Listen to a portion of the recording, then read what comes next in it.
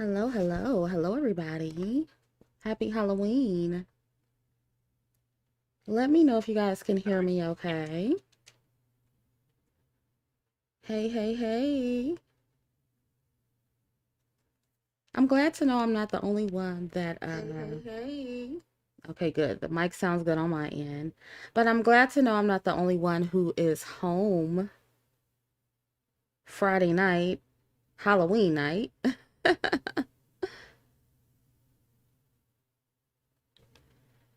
And I don't know about y'all, but I have a whole bunch of extroverted friends and family members as well that are always trying to drag me out of the house. And I mean, I guess that's a good thing because as an introvert, baby, we don't be wanting to be bothered, okay? We will stay at home every weekend. At least I will. Gladly stay at home every weekend. I can find something to do, okay? I am never bored. I have a lot going on, too much going on to be bored, okay? Too much creativity to be bored. So, I don't have to be out and around people every weekend. Um, but extroverts, that's how they get their fuel, right? They have to be around, like other people give them their fuel. Whereas with introverts, we get our fuel from being alone. We have to recharge our batteries after being really social. Yeah. And so, um, now one of my friends, he's out with, I told y'all about him. He's a gay friend of mine. He's out downtown, and y'all know I live downtown. So he was like, well, if you ain't gonna go out, can we at least come over after the club? And I was like, fine, whatever. So him and his friends may come over after the club. I don't know. But it's like they always want to do something. And I'm like, I don't want to do anything. I don't want to dress up. I don't want to go out. I just want to stay at home. Hey everybody, happy Halloween. And so, yeah, I said, let me go live for my ladies and make it like a Chrissie After Dark open topic live, and we could talk about whatever y'all want to talk about. Hey.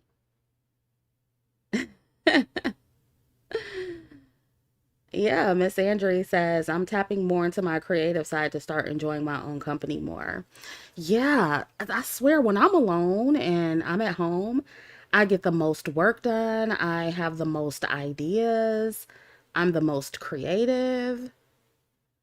So, you know, I just love being at home. I love being alone. I don't get lonely. I'm not one of those people who, when I'm alone, I feel lonely. Yeah, I don't feel that way at all. Sometimes it's kind of scary that I don't feel that way, but I don't. Maybe it's an INTJ thing. I don't know.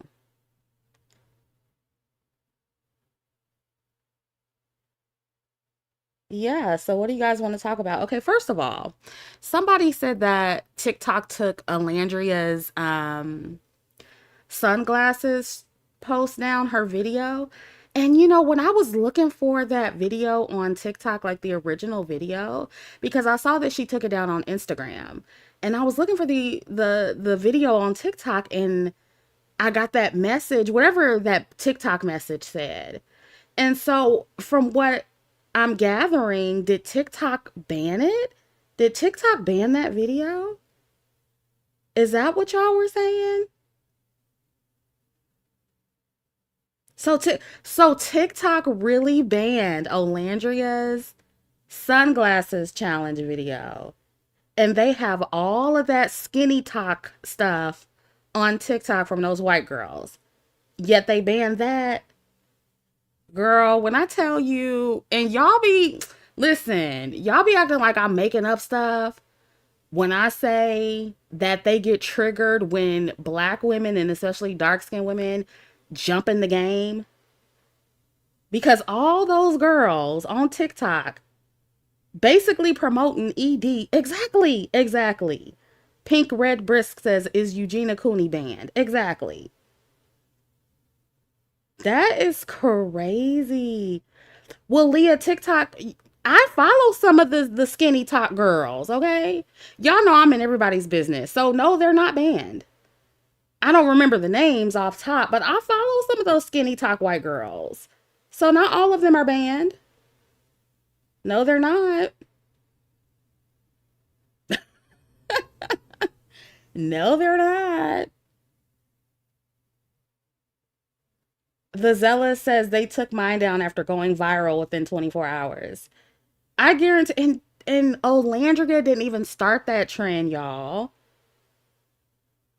Oh, Leah says the hashtag skinny talk itself is okay. That's fine, but they still very much have women on there, influencers, non-black influencers that promote skinny stuff like skinny habits and skinny meals, and it's crazy. I do remember that one white girl did get banned. Now that I'm thinking about it, I forget her name.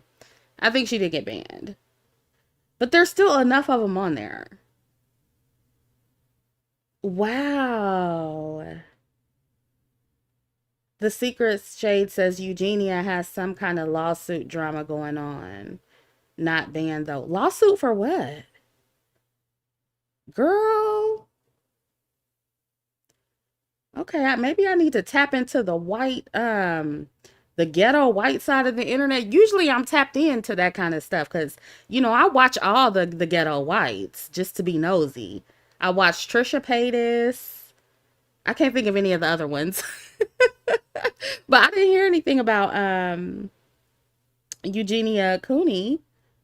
I have to look that up because I'm nosy. Nene says, Chrissie, oh, thank you for reminding me to download Halle Bailey's album. I haven't listened to it yet. I'm definitely going to be listening to that. And somebody else asked me if I was going to still do what is it called? The playlist on Apple Music. And the reason why I haven't done that yet is because I didn't know that in order to create a profile on Apple Music, it would like be linked to your Apple ID or something. Like that kind of turned me off of that. So I don't know. Maybe I'll do it on my other phone. I don't know how I'm going to do that yet. Curlful Thought says it's really good. Okay, I definitely have to listen to that.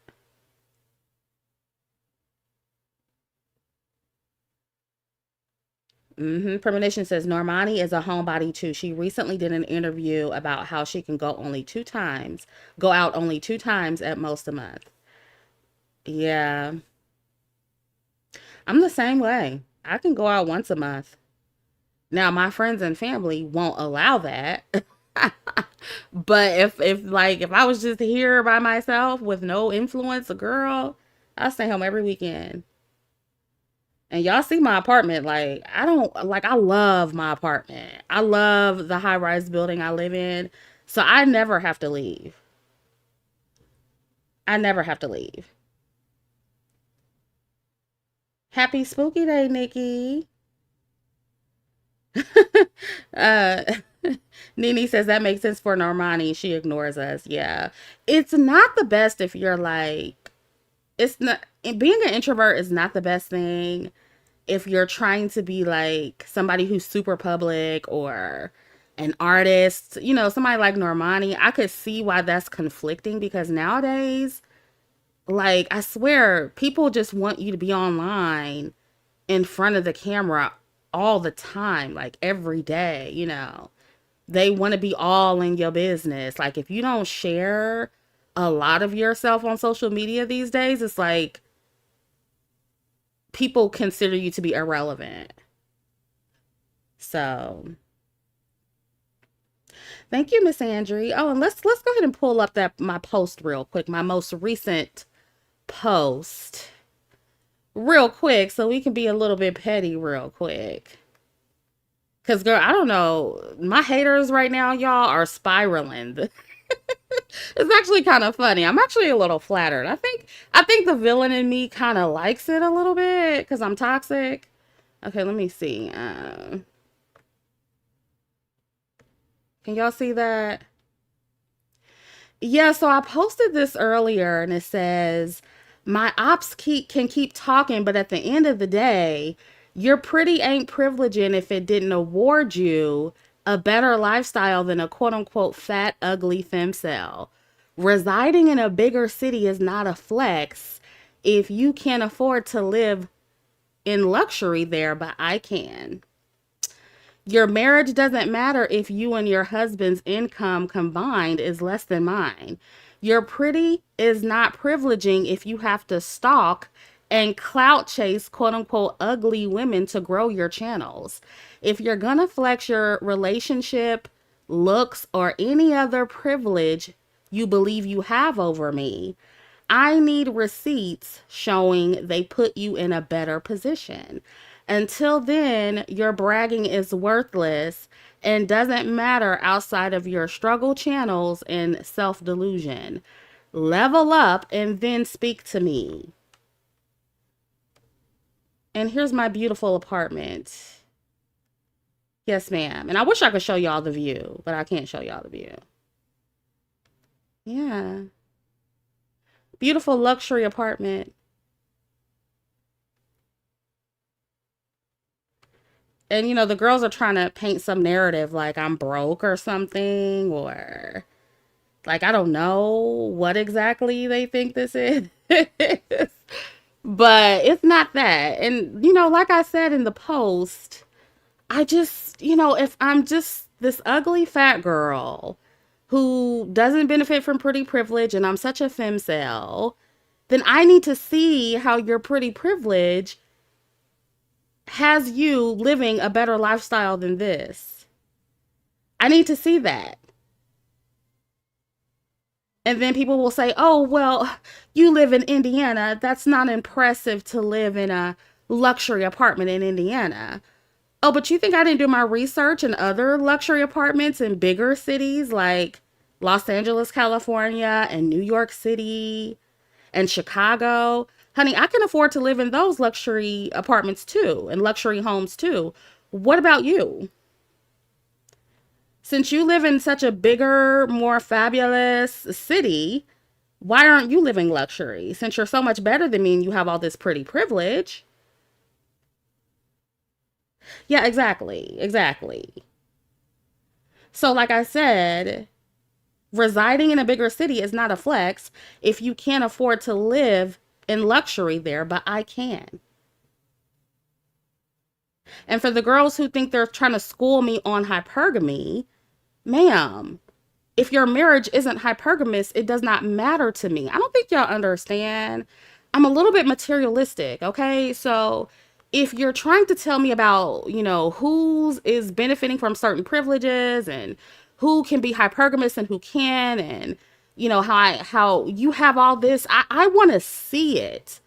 I want to see the tangibles. You get what I'm saying? I need to see the money. I need to see the shmoney for me to shut up. Okay? Show me the shmoney and I'll shut up. You won't hear nothing from me. I'll be like, okay, girl, you got it. You got it.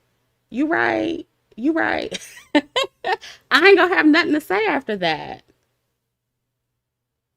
Okay? But if you're not living better than me and you're simultaneously talking down to me, yeah, I'm gonna flex. And I'm not trying to be tone deaf. I know that certain people in the United States are about to lose their food stamps, and I know it's a hard time for a lot of people. So there's nothing wrong if you don't live a life of luxury. I'm not saying it's anything bad, but this is specifically for my haters who say they're so much better than me. Okay, well, if you're so much better than me, you should be living better than me. You should have a better lifestyle than me. That's all I'm saying. That's all I'm saying. And for the people saying, oh, and I find it so interesting how people always say, oh, rich people don't do that. Rich people don't do this. They don't flex. Again, are you on Rich Talk? Are you on the rich side of TikTok? They flex their luxury apartments all the time and their luxury homes all the time. People who live just like me in my same tax bracket are on there flexing all the time. So no, it's not like a hood rich thing, oh, only hood rich people flex and only ghetto people flex. No, it's people of all different socioeconomic backgrounds that flex, and they have entire TikToks flexing. Have you seen those people in Dubai, those rich people in Dubai flexing? Are they ghetto to you too? Are they hood rich to you too?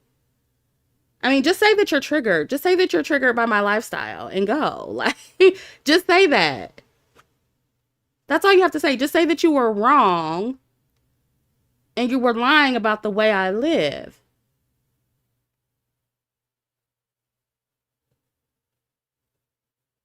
And see, after this, after you show and prove, then the goalposts will move. And then people will say, oh, she doesn't really live there. Somebody said, when I first started showing my apartment, this one guy was like, oh, that's because you're a sugar baby and your sugar daddy funded that apartment. He pays for that apartment. I'm like, oh my God.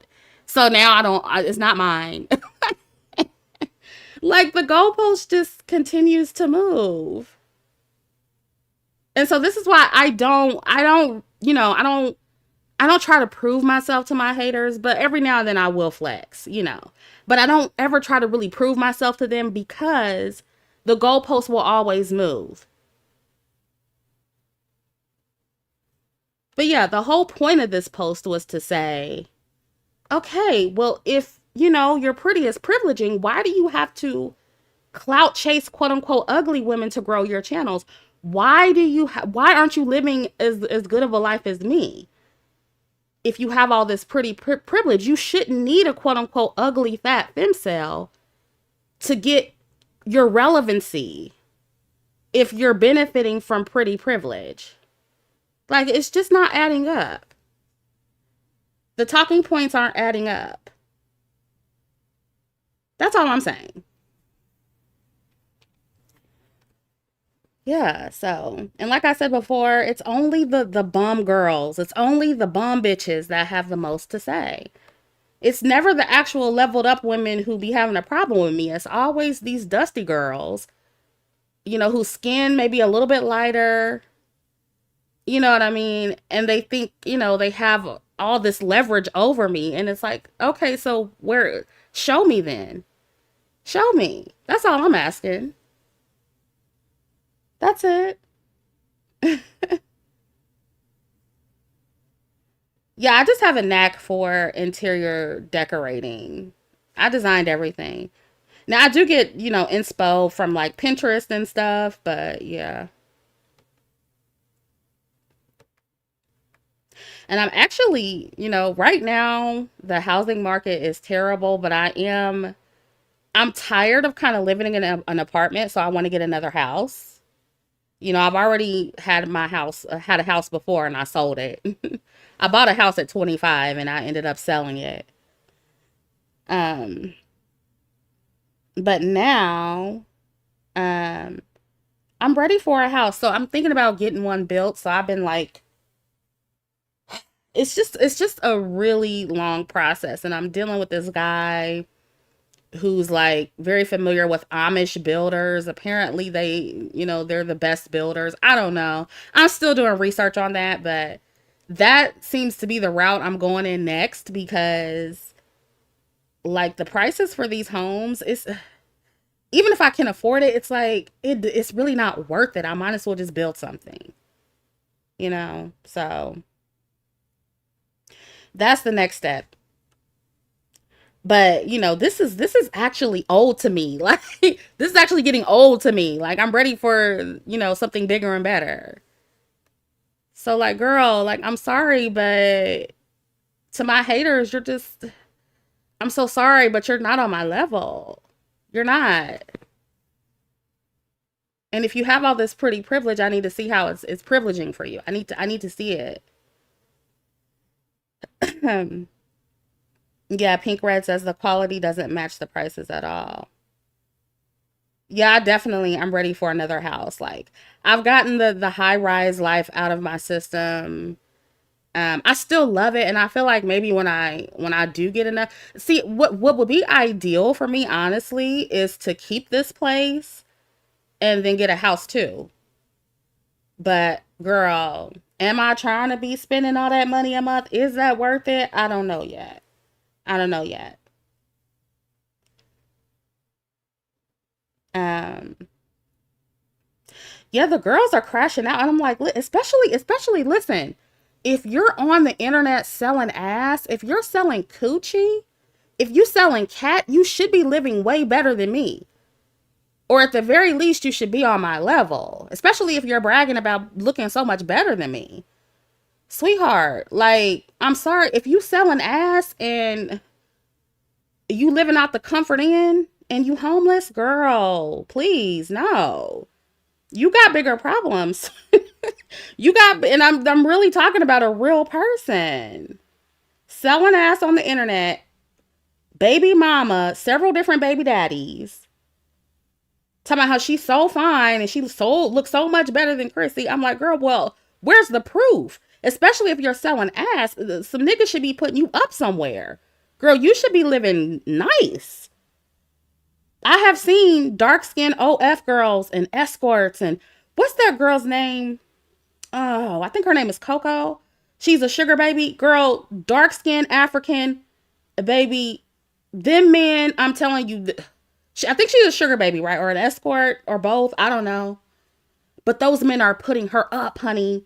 And she's dark skinned, darker than me, African woman. And so, like, when I see stuff like that, and then you got this brown skinned girl talking shit, talking about, oh, you're dark skinned and you're ugly and you would never make the amount of money in the sex work industry. I'm like, girl, but there are dark skinned women making way more money than you. What's going on? And she's not online bragging. Again, like, it's never the leveled up girls. It's always the bum bitches. Where all they have is their skin complexion. That's all they have. And they barely have that. So, oh my goodness. It's crazy. It's just crazy, y'all. It's like, I don't know. They have a lot of ego. They got too much pride for me. Because I would be too ashamed to be online popping my shit like that. And be that broke and bummy. Like, I would be ashamed.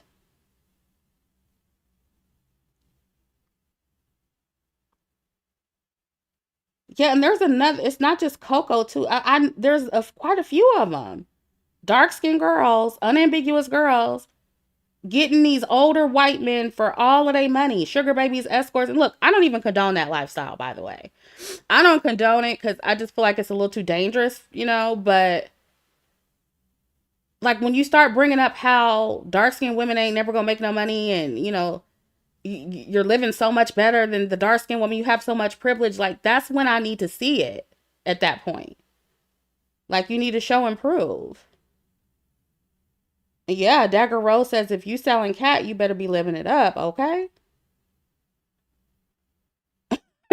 Elaine says she's selling ass wrongly if she doing it from a hotel. Exactly.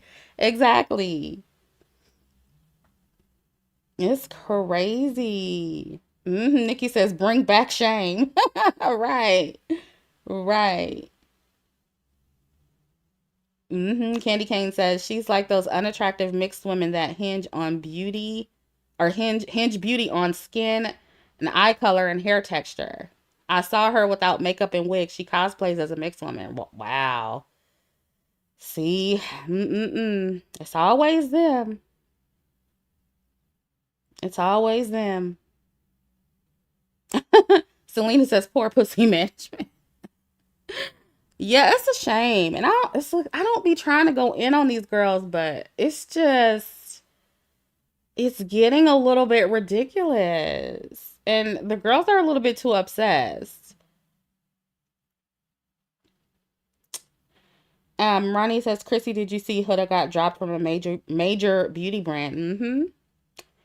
And good. Yeah, I posted a screenshot of that in my last video because I didn't hear about it until after I got done editing the video or recording the video. But yeah, yeah. Finally, these brands are doing something about it because they know that shit was a bad look. It's been a bad look. And personally, I still don't. I'm still not letting Huda Beauty off the hook because they knew about the racism and stuff before they endorsed Huda, right? But because it wasn't overt, they didn't do anything about it. So I'm still not like, yay, I'm not going to clap for them, because, now that it's overt, you can't backtrack, right? You can't explain it away. You can't excuse it now. You have to do something about it now. When before, when it was just a microaggression, you pretended that it didn't exist. So yeah, I don't take these people seriously. Thank you, Erica, for joining. But shout out to the beauty influencers who held their feet to the fire. Shout out to them. Um, However, I still want Black women to be able to peep game and be able to cancel these brands the first time. You get what I'm saying? Like, and that was kind of the purpose of my last video. It's just like, we kind of got to start nipping stuff in the bud, like when it first happens. You get what I'm saying? You need to start cutting these brands off, cutting these people off immediately, not when it's too late. It is the bare minimum. Pink red, it is. It is.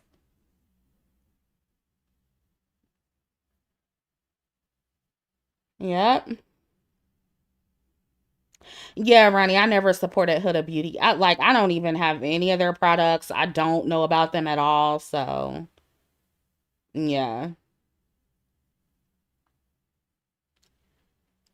Dagger Rose says that's what her and her fans get because they have been nitpicking at Ola and been trying to find anything wrong with her. Yeah, Olandria's girl, she's so threatening to the status quo. The girls are really triggered by her, and that's why I go hard for her. Even if she does, I hope she doesn't say or do anything that pisses me off in the future. I really hope that, but it's just kind of the principle. It's like it's bigger than Olandria. It's kind of what she represents. And she's really challenging the status quo. A lot of people are threatened by her, a lot of non-Black women. And it's like, that's why I've been really using her as an example in a lot of my videos to show you what happens when you jump in the game and you compete. What's happening to Landria, that's what happens. Even down to, her exploring her options with Nick, a non-Black man, even though, Nick is questionable. I still think she can do better. I do. But just, what that represents, her whole interracial relationship, like people are triggered by that too.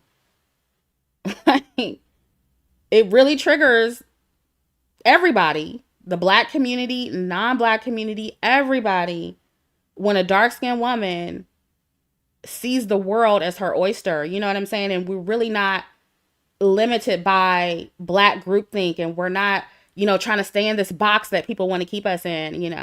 And we're like, you know what? I am going to play the game. I am going to take advantage of these opportunities. I am going to date out. I'm going to do what the fuck I want to do. That really upsets people.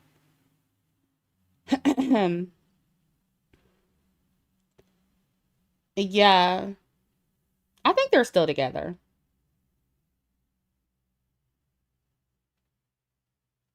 Yeah, I'll probably keep this live up, Jaleesa.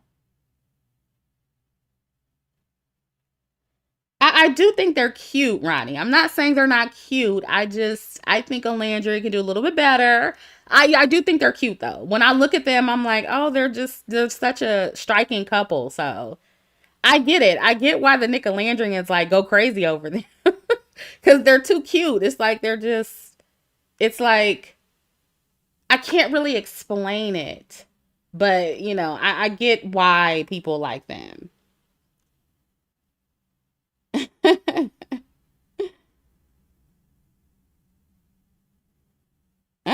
Princess says, what to do with a high libido man when you faked being high at the beginning, but you're more like medium? Girl, well, how high is his libido? How long? How many times y'all be doing it, girl? It sounds like a lot's going on. Are you sure he's not like a sex addict or something? Nick speaks out for her. So emotionally, he's supportive and has given her opportunities. But Ola is making it on her own. Yeah. Yeah, for sure. Mm-hmm. Yeah, y'all already in here acting up, but you know it is Chrissy after dark, so we can talk about whatever. Y'all know I'm down to talk about whatever.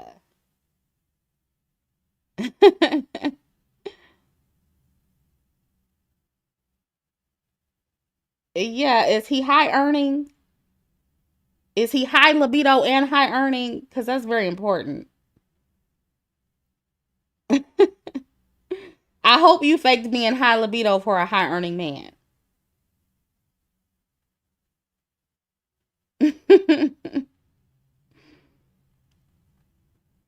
Princess says yes, she needs more of a manly man. Yeah, he took this picture on Snapchat with like a flower, and I was like, okay, Nick, I don't know. He doesn't. It's whatever. It's whatever. Um, Martique says, Chrissy, where's your level up content from years ago? I don't know if you're new here or well, you can't be new here if you said from years ago, but I did all the final sales. I gave y'all weeks to, buy the videos on my website, and I told you I was never bringing them back, and I was serious about that. Y'all, that era is over. That season is over.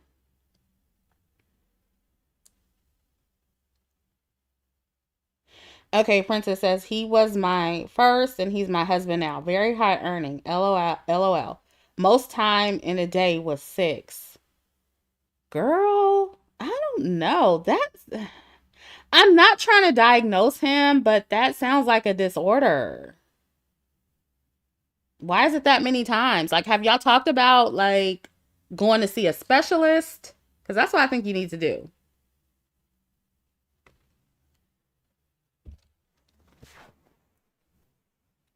That's all I'm saying. And yeah, it sounds like an addiction. I'm real careful about trying to diagnose people, but that's just what it sounds like to me.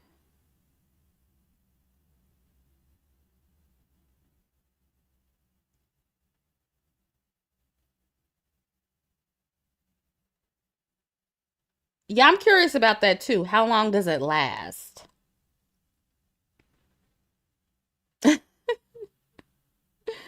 Like 6 times a day, how long does each session last? Yeah, go to the sex doctor. Go to a sex specialist.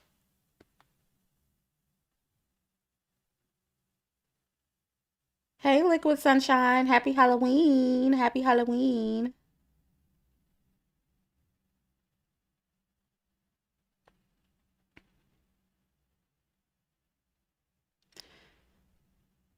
Hinder Hid says, or Hider Hids, I'm decentered and I'm thinking about having a child in the future, but I don't want traditional partnership, just companionship and high earning support. Is this possible? Um, I don't recommend that. I'm not saying it's not possible, but you just need to think of all the pros and cons with that. There's a lot of financial benefits, for you and your children when you're married. A lot of legal support if you should ever get divorced, or I should say safety nets. And then you also got to think about um if you just want companionship, is he going to be a good father? And you have to think about like, because I guess I think about stuff like this. Like, I don't want kids, but if I was to have kids, I would think about, okay, I'm going to send my kid to a nice school, right? I don't want my kid to be the only kid there that doesn't have a father, right? to show up at the events or whatever the case may be. It doesn't have like the traditional things that most of the other kids there have. I don't want them to feel a certain way about that if they don't have that. So, I just think about little stuff like that, I don't know. And like I told you before, I'm on every side of TikTok. And so like somehow I landed in the lavender marriage side of TikTok, child. And that's the thing too. Like, and so you talk about companionship. Maybe that could be a thing. I don't know. But the girls are doing that too. Like they're marrying these gay men because I guess they're tired of straight men. And the gay men, they're having kids with them and everything. And everybody's present and everybody's living happily. So, there are non-traditional setups for everybody, But I'm just saying, do your research, pick the right person. That's all I'm saying. Dark Skin Beach says, I'm a teacher in a wealthy white area. A lot of white moms are becoming single moms by choice. Okay, well. Listen, I'm not saying it can't work. But my thing is, there's a reason why children fare better statistically with two parents in the home. Like, that's still a thing. It doesn't matter if white women or black women are intentionally becoming single mothers. You get what I'm saying?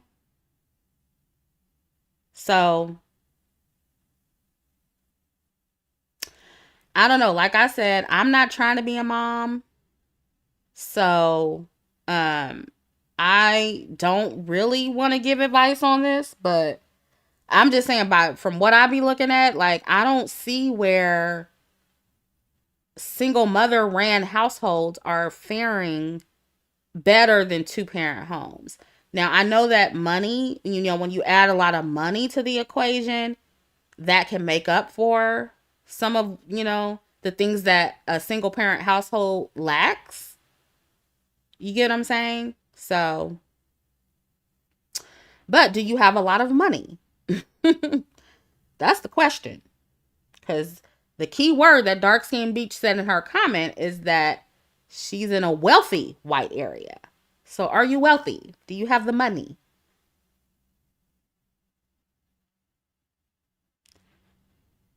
You can do a lot of things if you have a lot of money, but most people don't. So those are just the questions that you want to ask. And it's somebody who, I don't live a traditional lifestyle either. I have to plan for, what if I don't get married? I'm definitely not having kids, so I have to plan my life around that as well. And think about, I have to have enough money to have a home health aide at some point if I should get sick. You know what I mean? But thankfully, I know somebody in my personal life who is divorced and older. Her kids are all the way in another country. And so, and she's older. She's one of my sister's really, really good friends. And she at this point, I think she might be in her 70s. She's like 20 years older than my sister. And when I tell you, she got a lot of money, okay? But she has a nurse that comes over twice a week or something like that. And she just has all her needs taken care of, and it's just her. And so I talked to her about what precautions I should put in place, how I should set up my insurance and stuff like that, because I know I'm not having kids. I don't want kids. And so, and even if you do have kids, there's no guarantee that they're going to take care of you. You know what I mean? So, you got to think about stuff like that when you are looking into a non-traditional setup, So that's all I have to say. Like, if you are trying to have a non-traditional life, you just have to really do your research, talk to people who know what they're talking about, and get yourself financially in the position that you need to be in to make that happen. That's all I can say.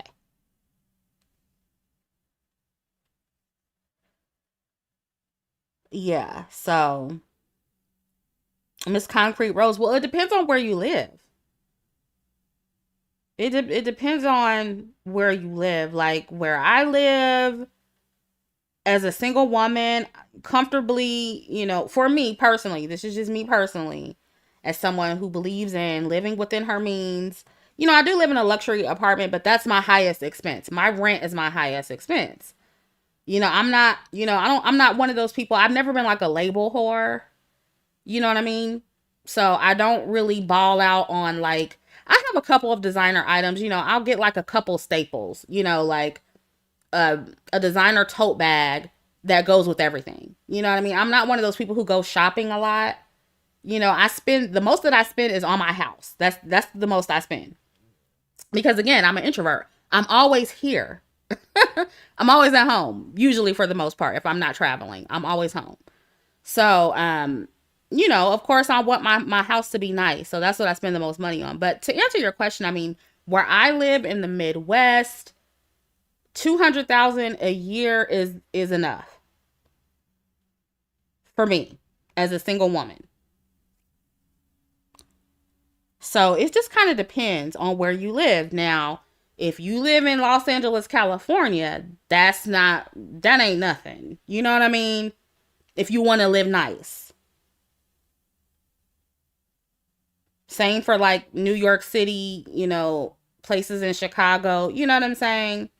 So it just depends on where you live. And that's honestly too why I like living in a small city. Because I like my living expenses to be low. You know what I mean? I stay home. I don't need to be around a lot of hustle and bustle. If I want to go to a poppin' city, I can just travel. I can just hop on a plane and go. Or I can get in the car and drive to Chicago, like I used to do when I was younger. We used to party in Chicago every single weekend.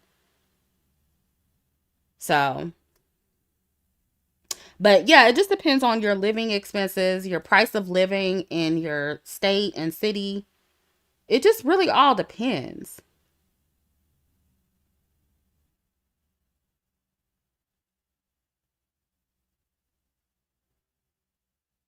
And then, if you're a frugal person, you can live well off a lower salary. You know what I mean? Me, I like luxury, but if I didn't, and sometimes I think about it, I'm like, I'm crazy for spending all this money every year on this apartment. It's crazy. It really is kind of crazy. It's kind of ridiculous. But that's just my standard of living. But if I was frugal, man. So, you know, just depends on what kind of person you are. Be safe on your journey says, how should black women respond to black men that are happy Snap is getting taken away and all the AI videos of black women crying over EBT? I didn't see any AI videos of that. I assumed that most of those videos were real because I've been seeing like the manosphere post things here and there, and I just look at the thumbnails. I don't watch their videos like that, but I'll look at the thumbnail and I'm like, oh, girl, but Dusties are the ones complaining or laughing about that.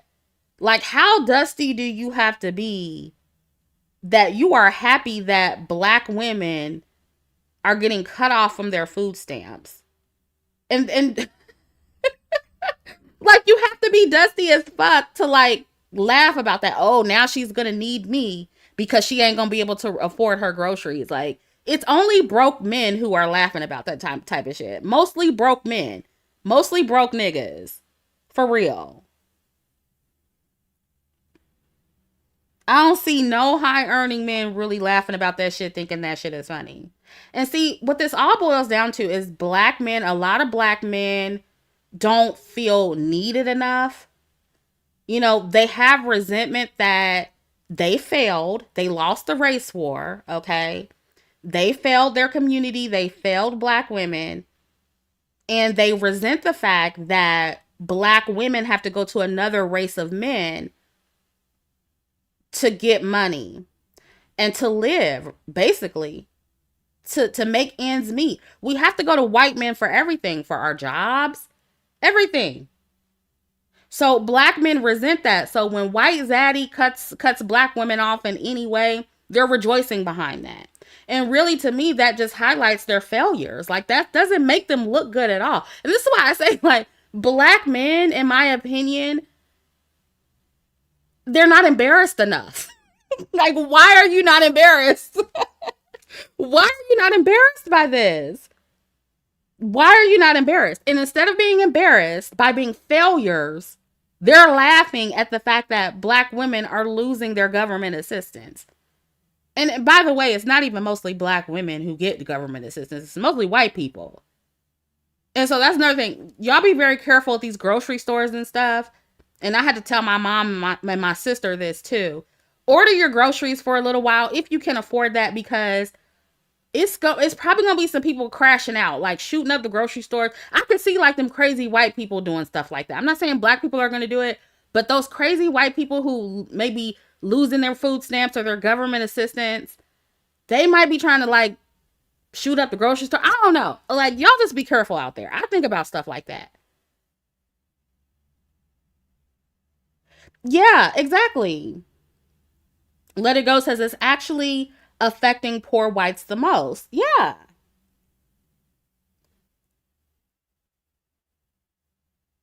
Girl, yeah, my mama and my sister, they always like to go to the grocery store in person. And I understand that. I do too sometimes, like especially when I'm picking out my produce, you like to pick out your own fruits and vegetables. I get it. But if you can't run, if something pop off, you need to order your damn groceries. And my mama, she might have a hard time running. She got lung issues, she old. And even when I take her to the store, girl, she just be walking. She doesn't actually walk real slow, but I don't see her being able to run and really take off if something happened. You get what I'm saying? Yaya says I love grocery shopping, girl. I hate it. I actually hate grocery shopping. Like, it just feels like a waste of time. you know? Well, damn, I wish I could hire one of y'all to do my grocery shopping. I wish I loved it, because I don't. But yeah, I just feel like black men celebrating over something like that, like, they just look like losers doing that. Like, I don't know. That's crazy to me. Liquid Sunshine says, "Did you see the video of the dancer clocking black men?" No, I didn't see that. Y'all gotta send me stuff. Ask Chrissie at gmail.com. What was she clocking black men for laughing at the black women who were losing their government assistance or their food stamps?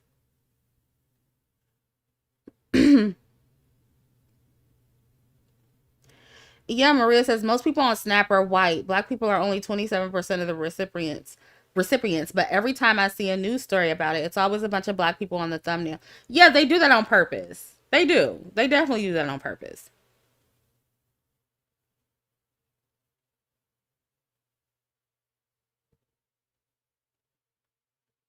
Yes, mostly the poor whites, and those are going to be the ones crashing out. And what's so interesting about black men thinking this is funny, the black women that they actually want and desire aren't on food stamps. They're not even the ones getting the assistance. That's the whole thing about it.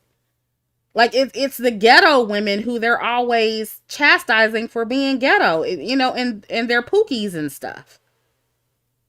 It's Pookie and Pookisha that's going to be affected the most. And so they don't even want the women who are getting the government assistance. Like, so it's just, to me, it's just a dumb conversation. It really is when you think about it. And that's why, some of y'all wonder why I don't talk about a lot of this stuff. It's because the demographics that a lot of this stuff is affecting, they don't even listen to me. They're not even here in these conversations for the most part. And I'm sure somebody that follows me may be getting, food stamps, but for the most part, that's not like my audience.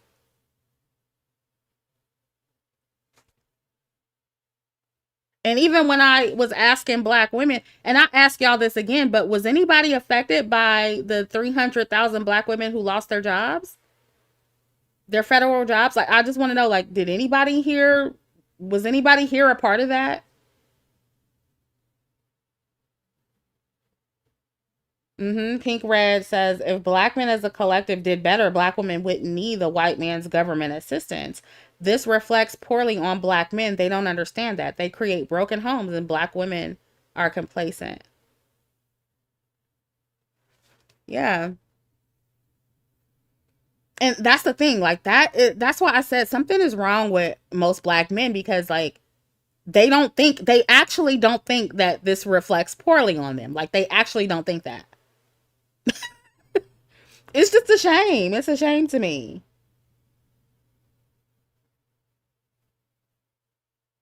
And I remember whenever that was some years back where Section 8 was going to get cut or something like that. Section 8 got cut or they put a lot of stipulations around like Section 8 and how to, the people who were getting approved for it couldn't get approved for it anymore. They were celebrating about that too.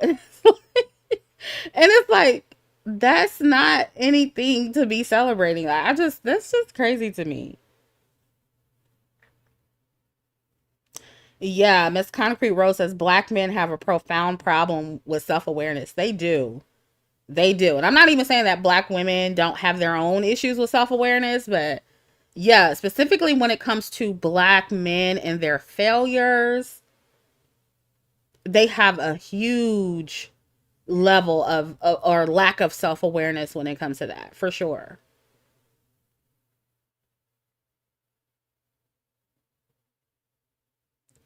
Yeah, so I don't see anybody here who said they were even affected by the 300,000 black women who lost their jobs. And so like, when people like some people, I'm not saying it's even most people, but when some people like get mad at me for not talking about that kind of stuff, I'm like, that's not the demographic that listens to me. And I'm not trying to be like, arrogant or anything when I say that, but it's just not, you know. For the most part, it's not.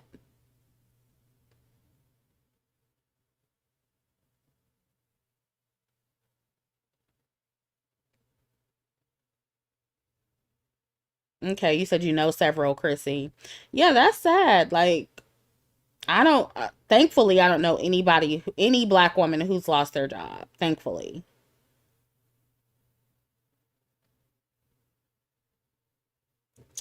And Selena says, my former manager was the DEI director and she thankfully didn't lose her job.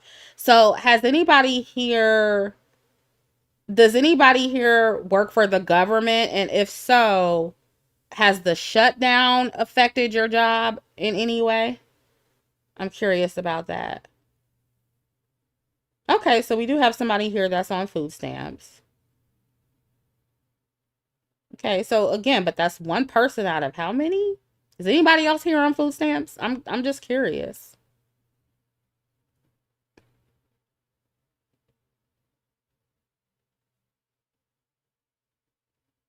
The Haitian Empress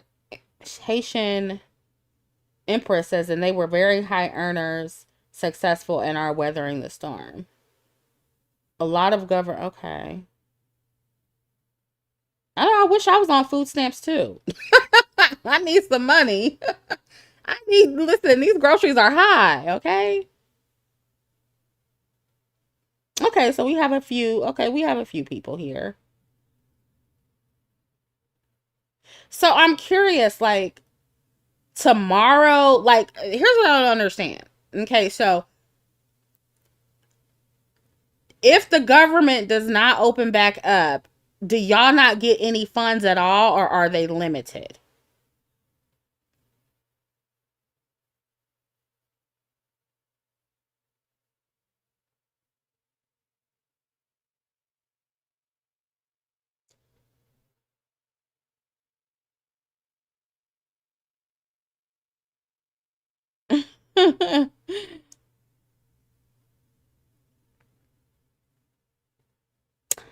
Yes, man.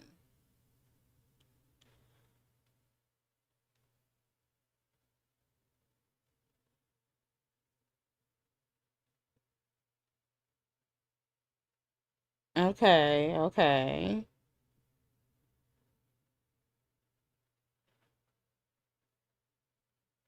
Lane Lloyd says, I work for the city government and it's affected some people who were in federally funded positions with the city and state.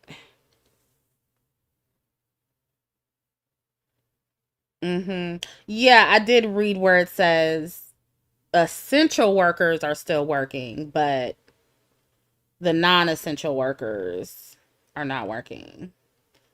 Yeah, and I know that because, I had a situation with the whole copyright thing and I got a message that their office is closed because of the shutdown. So they're apparently considered non-essential workers.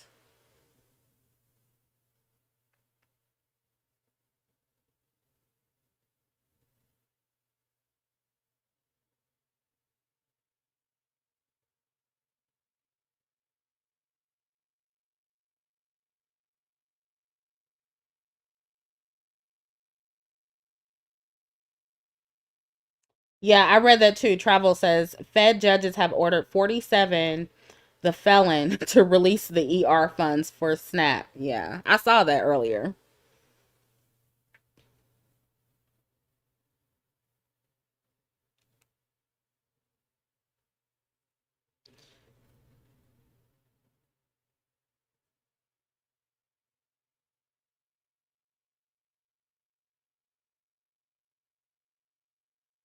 Yeah, I don't know what's going on with this country. It's a little bit crazy.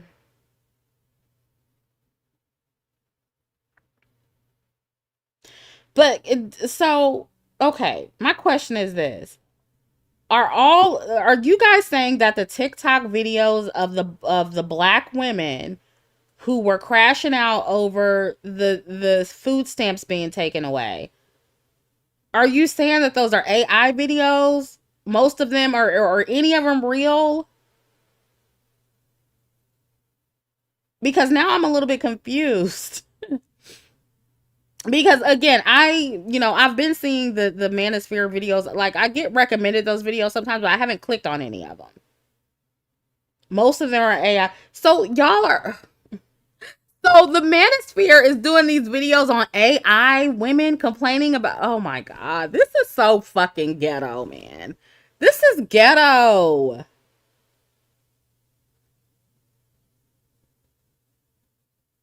Divested from planet Earth says something. Okay, so now when I get off here, I'm gonna have to do my research because now y'all got me invested in this shit. Because what the hell? So okay, some of them are AI and some of them are real. Okay.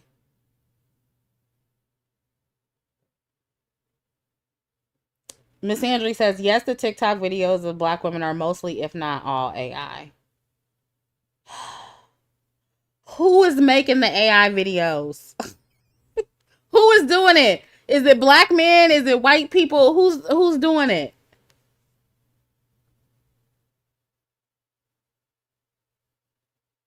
And so it sounds like this is another example of, them trying to use AI to make black women worse than what we are.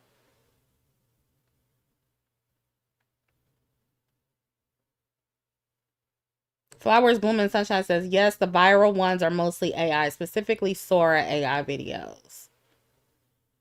Lord. Yeah, they just can't stop fucking with black women. This is crazy. I did see where one of the Manosphere niggas, he made a video about cooking with Kaya. And I've made videos on her. And so I did click on that one. And it said that, she was broke or something. And so, I've learned as a content creator to do my research, right? And so I went to Cooking with Kaya's page and she posted on there that it's a fake page posting her saying that she's broke or something like that, trying to like set up a GoFundMe and get money. Yet the manosphere is running with that. And I don't really fuck with Cooking with Kaya like that. But the fact that the manosphere just be running with these fake stories and then they don't come back and correct it, like I could never get away with that. I as Chrissie, a content creator, I could never get away with that. Like when I tell you they be celebrating when black women are broke, like it's crazy. It's crazy.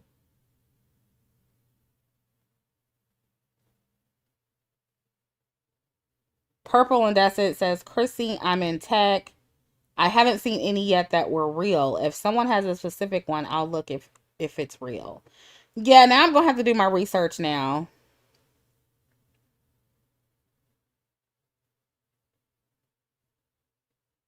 Yeah. And Pink Red says it fits their agenda and biases. Yeah, and that's the thing. Like, they know that there's a segment of black women who are focused on level up, soft life. They resent all that stuff.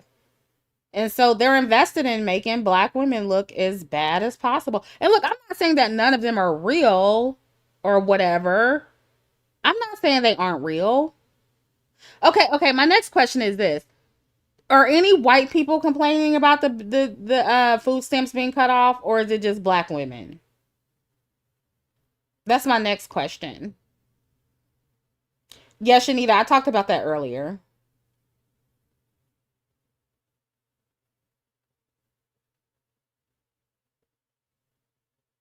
What? Wait a minute. The Haitian princess says they were claiming Cooking with Kaya was allowing camel dung to be dumped on her. Okay, does that have any truth to it? Where did they get that from? The Haitian Empress. Didn't I tell y'all in my videos about Cooking with Kaya? Specifically my last one, when the manosphere and the men started trying to cancel her. Didn't I tell you they was just gonna stay on her ass? And now I just feel like now they just making up shit. Girl, this is crazy. Like,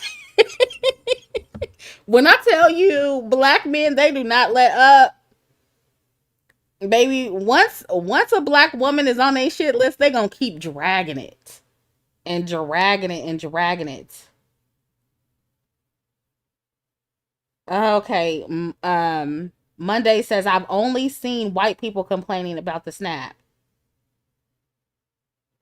I see white women complaining about food stamps in local Facebook groups. Are any of the videos on TikTok? Any of them in videos on TikTok complaining?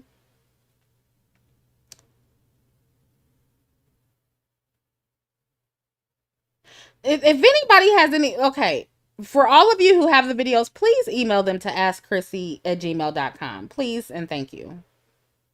I may have to revisit this topic.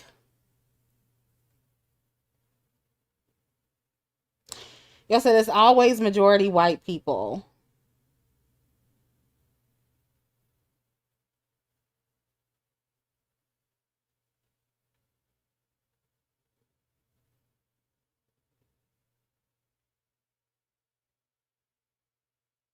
Jay Antoinette says I've been seeing quite a few white people complaining. Girl, Dominique, Cooking with Kaya been on a shit list ever since she came out and said and broke up with her boyfriend. Remember, I did a video on it, and I said in that video, this is black men and men in general as an audience are very, very fickle. If you make one wrong step, they're gonna try to destroy you. This is why I learned that a long time ago when I came out pro black male. Okay? They are not the demographic you want to try to serve on the internet. They're not. And I knew they was going to keep doing this to her over and over again. And now they're just making up stuff now. Where did they even get the Dubai thing from? Like, where did that come from? Like, I want to know where the Dubai rumor came from. What is going on? Or is it a rumor? Is it true? Because it don't sound true. But I'm just saying, like, where did they get that from? I need to watch that video because this is crazy. Liquid Sunshine says that's a lot of smoke from black men who don't build shit. Girl.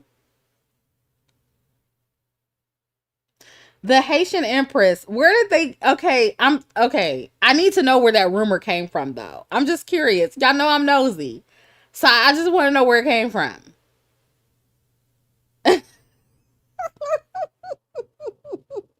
Oh my god. This is crazy.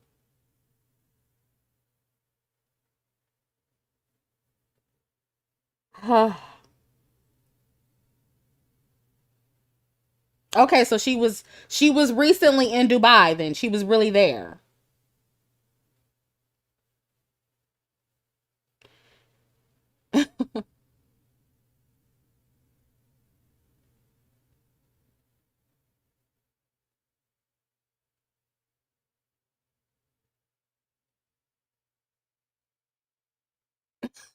Okay, okay, yeah, I gotta do my research, girl, because I need to see this. This is funny. I mean, it's not funny, but it's funny.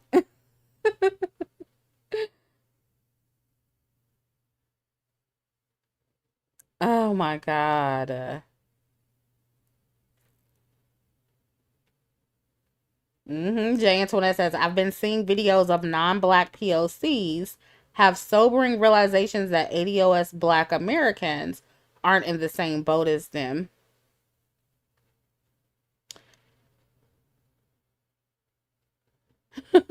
Different Though says black men are loving the fact that now they can get $40 pussy due to cuts to food stamps in Section 8. Right. Loser. You look like losers.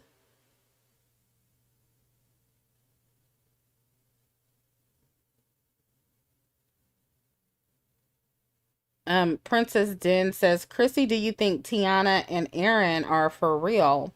I thought they were, but after that movie with her pregnant belly, why? Yeah, I think they're real, and I think it works out because Tiana's more on the masculine side, and Aaron is a little bit feminine. He comes across as very feminine to me. And for anybody who didn't see my review on One Battle After Another, that is available for Neptunian members and patrons. But I did briefly cover that in my review, and if you want to hear the whole thing, you can watch it. You can join. The links are in the description box. You can join and watch it. But when she, I don't know what she did in that movie to that white man's booty, but I think, and Tiana Taylor co-produced that movie. Okay, so I don't know if that was her idea or what, but Tiana might like fucking dudes in the ass. She just might be into that. Some women are into that. I'm not saying that's what she's doing to Aaron. That's not what I'm saying. What I'm saying is she's masculine and he's feminine. So I wouldn't be surprised if that's what happens in the bedroom. Now, because I'm also nosy, I want to see. I want to be a fly on the wall. I want to see what they be doing. I do. Because I'm curious. I want to know. Do she be fucking him in the ass? How does it go down? I can't be the only one that's curious about that. I can't be the only one. I'm just saying. Do she be playing in his booty? I don't know. Girl, yeah, that's why I put it behind the wall. If you want to hear my review, because that movie is a mess. If you want to hear my review, you got to join to listen to it. Yeah, it might be some rimming going on. It might be some pegging going on. I'm just saying I wouldn't be surprised. So yeah, I think it's real. I think that's why it works out. Yeah.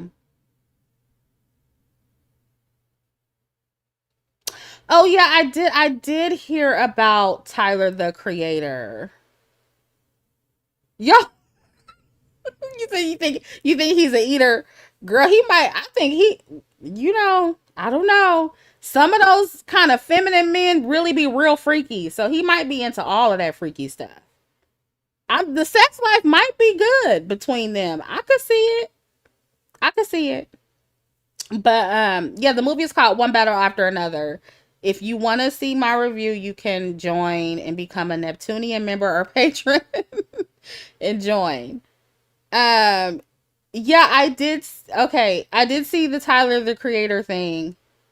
I will say I'm not very familiar with Tyler the Creator. Okay, I didn't know. I just found out when that whole thing happened that he was online years ago talking shit about black women, and I didn't know that was in his music. I didn't know anything about that with him. I didn't know like he was one of those people that wanted to be white. I didn't know anything about that with him. Um, but that's not surprising to me. Purple says, thanks for making my chill night fun. I'm wondering if you would revisit the closed app for dark skinned women. Girl, I don't know. I don't feel like, I don't know. I'll think about it. I don't know though. I'm leaning more towards no, but you never know. I could change my mind. You know, I'm always changing my mind about shit. But I don't think so. But we'll see.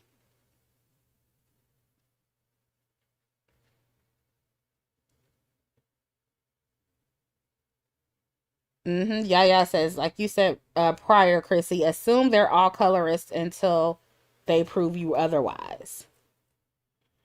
Yeah, and here's the thing about Tyler and the likes. I just feel like, first of all, I'm very glad he's being exposed, or he was being exposed, because I saw where, who was it? Bella Hadid? Was it Bella Hadid or Gigi Hadid? Had repeated his lyrics about black women, saying that black bitches is mad because my main bitch is vanilla or whatever. And I think Tyler had said something about how, and y'all can correct me if I'm wrong, but I think Tyler had said something in the past about how black women didn't like him. And I also remember Tyler doing a photo with Sexy Red with his booty like tooted up a little bit. So he's just gives me real sweet vibes. You know what I mean? Sweet. And it's not even like, oh, you're just an awkward black boy that black women didn't like. No, what probably happened was you were an awkward black boy that no woman liked. Okay? It's not the black women who were rejecting you. It was probably all girls who were rejecting you. And then when you finally got some money, you wanted a white girl, and so that's what you got. That's what it is. That's what happened. Probably. And so this has nothing to do with black women.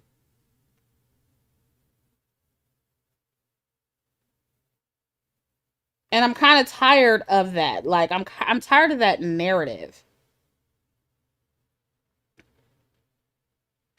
Oh, sweet. Okay, I'll go watch her video on it. Yeah, I haven't seen. I'm familiar with her. I don't watch much of her content, but yeah, I'll have to go look at it.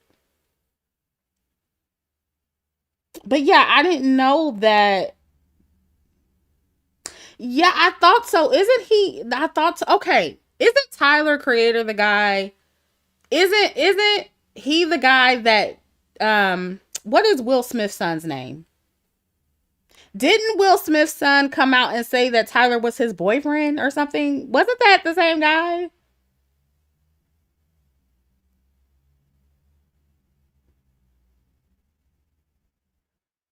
And so here is the thing. Okay, yeah, Jaden Smith. Okay, so here's the thing, right?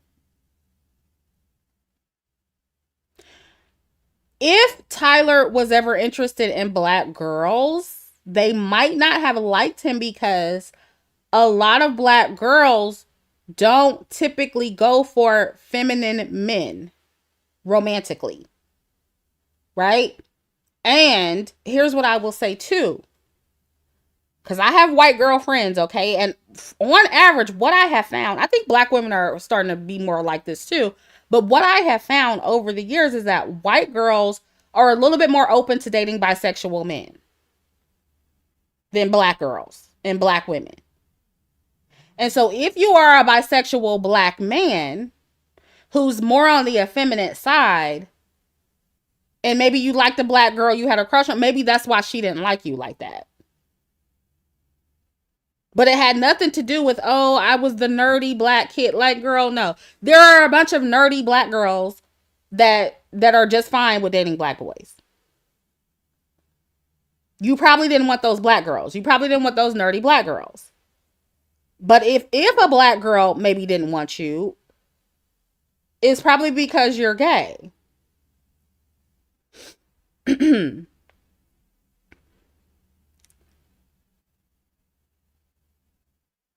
Okay. So did anybody answer my question? Was it Jaden Smith who came out and said that Tyler was his boyfriend? Or was that somebody else?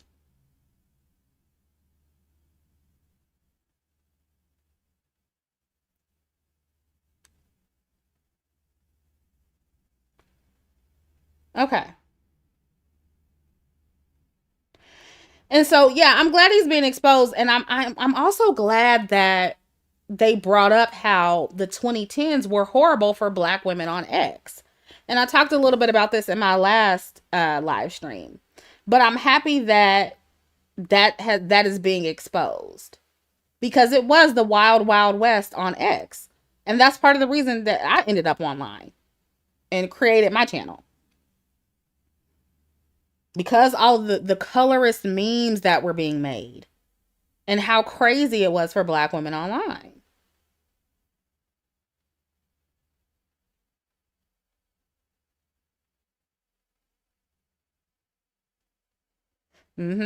Let It Go says there are plenty of black girls who are nerdy and into niche things. They just didn't want them. Nobody ever talks about the nerdy black girls. They're out there.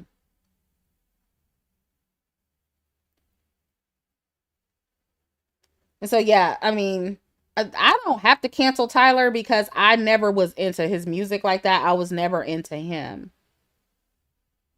But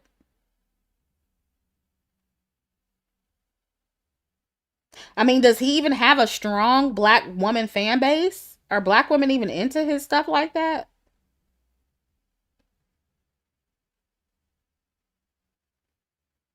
Yeah, viewers like me says, when did the era ever end? It never ended, but it's not as bad as it was before. It's still bad, but it's not as bad because of channels like mine. And because black women finally came on and started responding and started clapping back. And then when cancel culture became a thing, that's kind of when people, kind of pulled back on the colorism. I should say the overt colorism.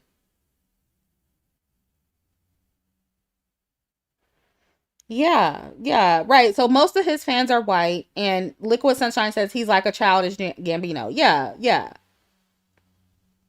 So he like has a fetish for white people and stuff, and non-black people.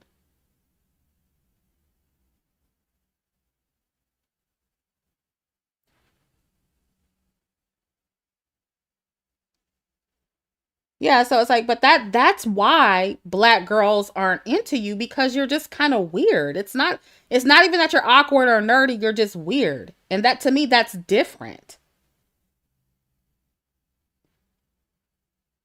That's different from a black girl looking at you and being like, "Oh, I don't like you because you're nerdy." No, that's not what it was.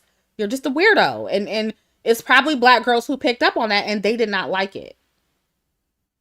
So I don't like that narrative that, oh, it's just because black girls are ignoring all the smart guys. No, no. We don't like weird guys. And if a white girl wants to, wants to accept that and tolerate that, that's her business. But just because black girls don't want to tolerate that doesn't mean that it's something wrong with them. It means there's something wrong with you. Yeah, and then Childish Gambino, he's online making jokes about, or he's at his comedy shows making jokes about having orgasms from a white woman calling him the N word. And so you're fucking weird and freaky like that, and you wonder why black women don't like you? Like, girl, black women don't like that weird shit. We don't like it. And then they also don't want to admit again that they didn't even really like black girls. It wasn't black girls who was rejecting them, it was all girls, because probably all of us thought you were weird. And then when you finally got some money, you had enough money to go after your real type, and they finally would pay attention to you because now you have money. And so then you want to kind of flip it into this narrative that, oh, no black girls wanted me. No, you didn't want the black girls who were available to you. No girl wanted you. And you couldn't get the girl you actually wanted until you had some money. Like, let's just keep it real about that. And so a lot of times when they're talking about, these men, these weirdos who get this money, and then they start talking about how they never dated, a black woman never wanted them, they're not really telling the whole story. Like, they're taking out the rejection that they got from the non-black girl, or the rejection that they got from the mixed girl, out on black women, when it's not even us who rejected them. And I clocked that a long time ago in several videos. Like, they be lying about that shit.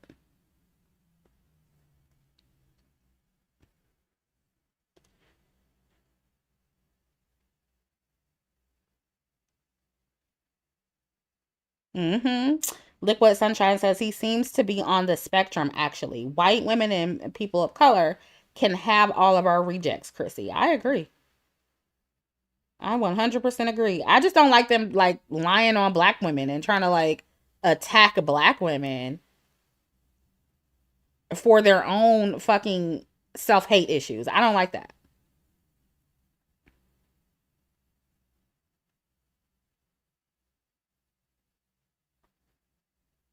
Miss News Senior says a lot of black men in interracial relationships are into race play. Yeah, and they be trying to put that shit on black women. And I'm not saying that there are no black women out there who are into that, but for the most part, as far as what we've seen, literal evidence, it's usually black men who are into that shit, not us. Like, black women as a collective are fucking too scared of white men to be into fucking race play. Y'all don't even be wanting to date them when they're interested in you. So you expect me to believe that is black women who are in a race play more than black men? Please. That's not a thing. For the most part, it's not.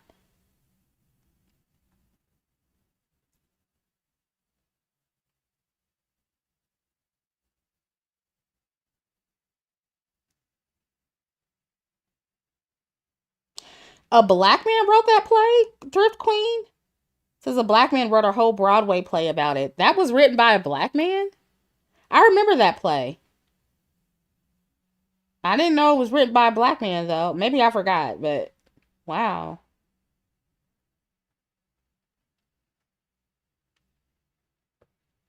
But yeah, for the most part, black women don't play that shit.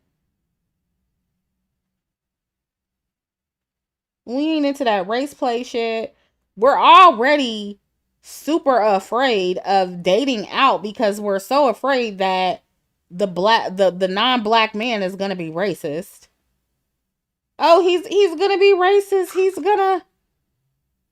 He's gonna treat me like a slave. Like, black women are already like, because the black community has already fear mongered us into thinking that all white men are gonna like be into some weird fetish race play shit. When for the most part, when you actually date white men and they're actually interested in black women, most of them are not like that. Like, I don't think I've ever run across, maybe because my vetting skills are really good, but I've never really run across a white man who was like fetishy like that. You know, I've never run across that. Now, in my Tinder days when I was on Tinder, I did run across some weird shit. And for the most part, when I was on Tinder, the white guys, like some of the white guys would just be wanting to hook up type shit. So I did run across that on the dating apps, but that's all men. It was black men too who just wanted to hook up too. So, but never like, oh, I want to role play and make you my slave. Like, I've never had that before. Never had that proposal ever. And actually, one of the weirdest things I found on Tinder was a black man who wanted a submissive. He wanted to be on some 50 Shades of Grey type shit. Like, he really wanted a submissive. He was a dominant. He was a dom and wanted a sub. And I was like, no, thank you. Yeah, so that's like the weirdest thing I found on the dating app. But I've never had any like weird, creepy white men ever.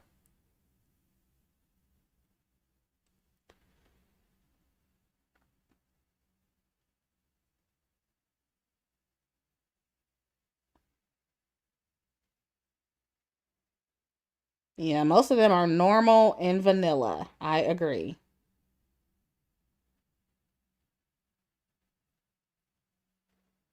Yeah, Tinder.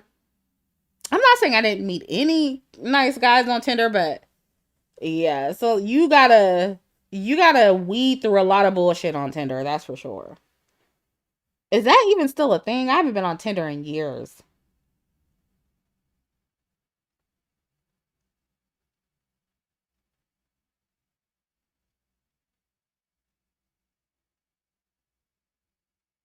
Yeah, I feel like I'm not trying to diagnose everybody who's into that kind of stuff, but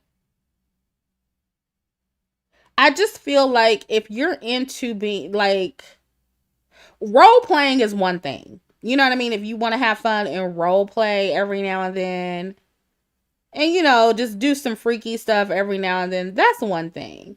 But like actually looking for a lifestyle where it's like you're a dominant and you want a submissive, it kind of gives control issues a little bit.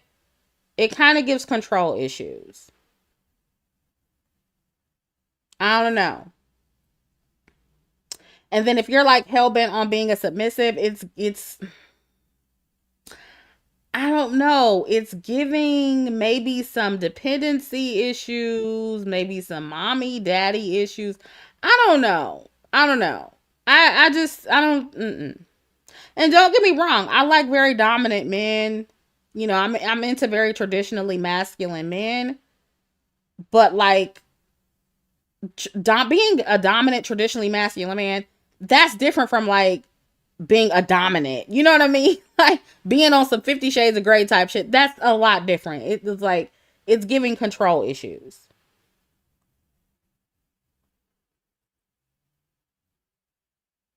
That's what it's giving. KP says that's what got Shannon Sharp in trouble. Yep. Yeah, Liquid Sunshine says there's some pathology there. Yeah. It's kind of how, so how, and this was in that the one battle after another movie where some of those powerful white men, very patriarchal, masculine, powerful white men, how some of them are submissive in the bedroom. That's why, because they want a break from that like traditionally patriarchal manly role. And so, they want to be submissive in the bedroom and they want to, bust their legs open and get fucked in the ass type shit. Like that's a thing. Some of them are out there. So that's why I said you gotta vet men. You gotta be careful out here. You gotta know how to get into a man's psyche and get him to tell his secrets and tell you what he's into so you will know those things. And so that you can move accordingly.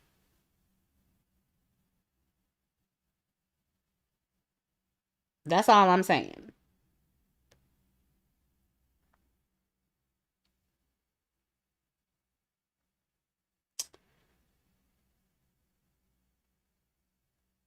And see, that's why I said like some of those I feel like that's why some white women are more into or more accepting of bisexual men cuz they might be used to that more than the average woman, you know what I mean?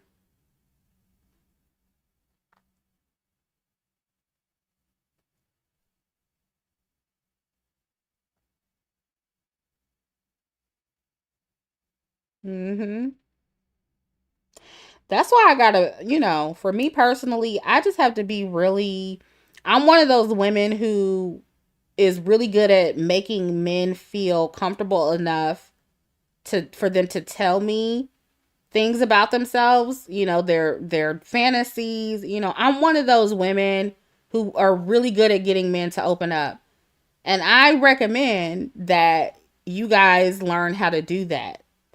Don't come across judgmental and and get a man in a position to where he's very comfortable opening up to you and telling you things because you'll find out a lot.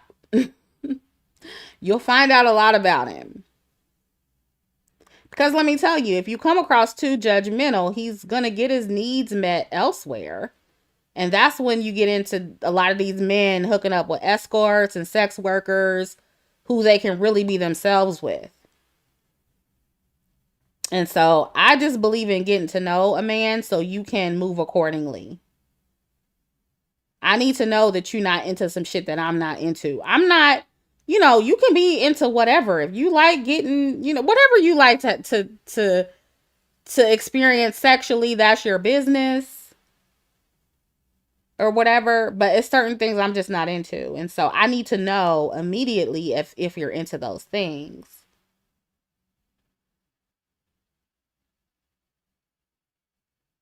Oh my God, Jess, I actually, it's funny that you say this because, okay, Jess says, I think it's an air sign thing. Gemini and Aquarius, particularly, are good at, oh, okay, I thought you were talking about something else. Yeah. Yeah, we are really good at coming across non judgmental and, people will open up to us more.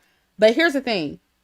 Um, I thought you meant that it's a lot of air signs that are fluid sexually because I saw on TikTok this astrologer said that a lot of bisexual men have a lot of Mercury in their chart, like Gemini, Aquarius, like a lot of air in their chart. And I was like, ooh, that makes sense. And she said something about how a lot of Hollywood, a lot of people in Hollywood, a lot of entertainers have a lot of Mercury in their chart, like Gemini. They're fluid, versatile kind of thing. And it just made so much sense the way she put it. Like, it was just so interesting. I was like, wow, that actually is true. Yeah, Selena says the water signs be fluid too. Yeah. Yeah. And that's the thing. And what who said that? Who was saying that? Let me scroll up. Jess, when she said it's the air sign thing, Gemini Aquarius are good at that. Um yeah, and I'm a Cancer, but I have a lot of Gemini in my chart, right? And so I think a lot of air signs are open minded, right? And then water signs are very fluid, and flexible. And so even though I am not really, I would say I'm flexible in some ways, but I come off more flexible than I actually am. And so I'm one of those people who, you know, a man will be like, oh, well, she doesn't care. She's not judging me. Inside the whole time, I'm absolutely judging them. But you just gotta, I'm one of those people, like, if somebody tells you something, you have to keep a straight face.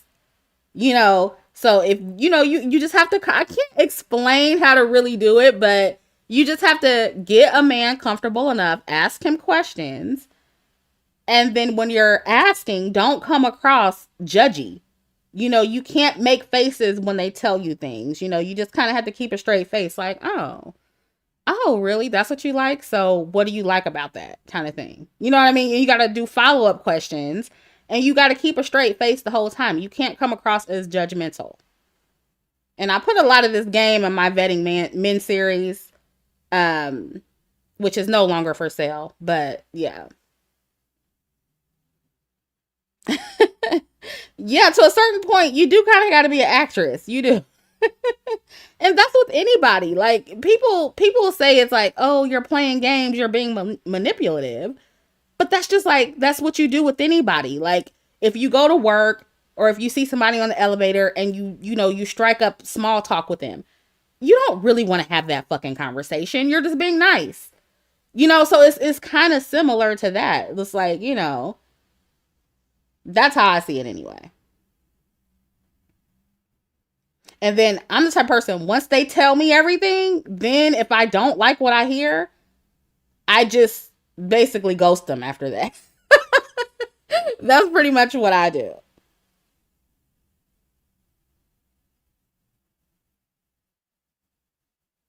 Yeah, Miss Andrew. Yeah, exactly. Miss Andrew says you have to come across interested and intrigued. Exactly. hmm Mermaid says stay quiet longer than you'd like so they keep talking. Right. You gotta, that's why I said you gotta ask open-ended questions. Like, you just gotta keep asking questions. And you have to, I like what the person said about you have to act intrigued. Even if you're not, you just have to act that way to get more information out. It's like, oh, really? So what do you like about that? Or why does that turn you on? Like, what about that turns you on? Kind of thing. But you can't say it in a judgmental way.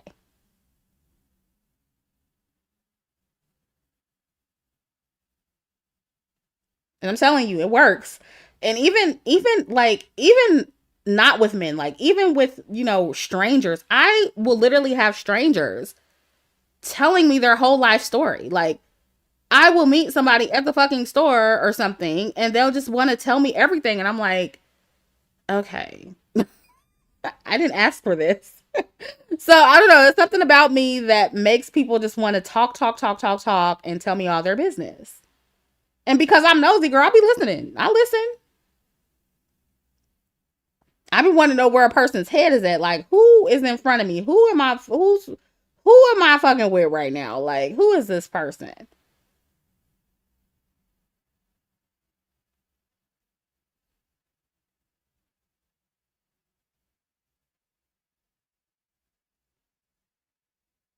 And sometimes, if I want to be left alone, I will put on my resting bitch face. But for the most part, my expression is neutral. And so if I'm giving a neutral expression, people really don't know what you're thinking. And so they just kind of want to tell you everything. Yeah, Blueberry. We talked about Tyler the Creator earlier.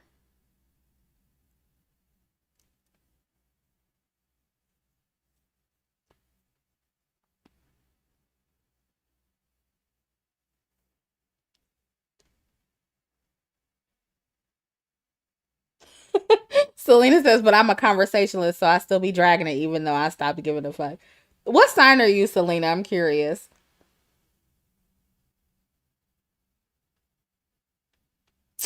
Oh, Girlie says, hi, Chrissy. Do you have any opinions on Megan Thee Stallion's new song, Lover Girl? I don't like it. I'm really not feeling Megan's. I never was a big fan of Megan's music. And I think you can make good booty music, coochie music, whatever they call it, but I don't know. I'm not really feeling Megan's songs like that. I think she just needs some better production. Maybe she needs some better writers. I don't know. But I do think her and Klay are cute. I think they make a cute couple. I don't know anything about Klay though. Is he a fuck boy? I don't know. But they do look cute together.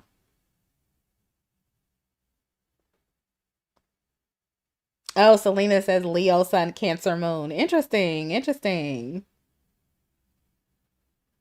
It's that Cancer Moon girl. That Cancer Moon is what gives you the sauce.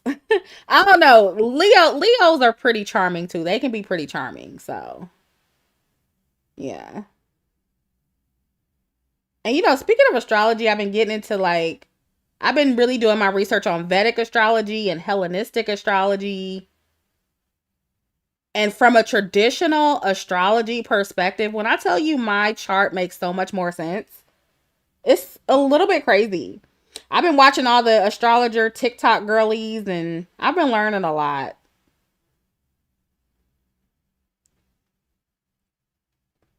Yeah, the instrumental to that song is pretty good. Yeah, it is. Yeah, Vedic is very literal and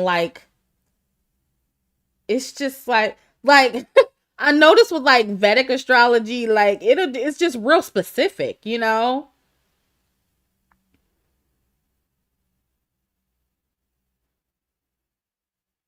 yeah, I can see why it can be a little scary. Yeah. Yeah, just type in astro talk, astrology talk. You'll see all the girls pop. Girl, and it's so funny because the girls on TikTok, the astrologers on TikTok, they be arguing and everything. It's so funny how it's just always drama in every sector. It doesn't matter what sector of the internet it is, it's gonna be some drama. Like motherfuckers will find something to argue about. Like they be on there going off on each other. It's just hilarious.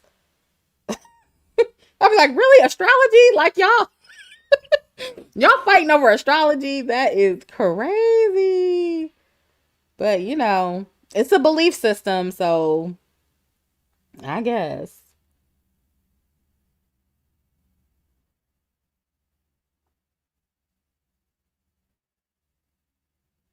Oh, okay. Water Lover says all Clay's exes were brown skin or dark skin, which is a good sign. Okay. Yeah, he seems really into her. They seem really into each other. So I hope it works out for him.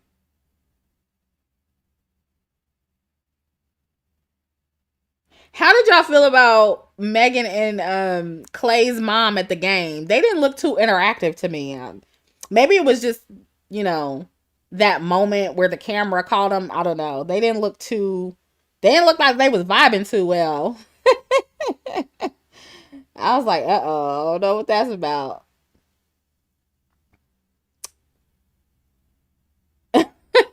Chanel says she had on that hard wig meeting. She did. She did. And I did see some commentary about that on TikTok where they were like, oh, Megan is about to turn into a white woman. She about to be on her trad life era. I'm like, I don't know. I don't or trad wife. They said she's gonna be in her trad wife era. And I don't know if I see that for Megan.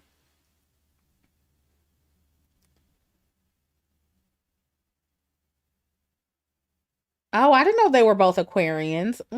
That's interesting. Okay. Two Aquarians, huh? Oh, okay. I hope it works out, but sometimes with them Aquarians, sometimes it's like poof and it's gone. And with two of them, girl, maybe they have some other synastry in their chart that's, gonna make it last for a while, but I hope it's not, just like now that you said that, I'm a little worried. But hopefully it works out.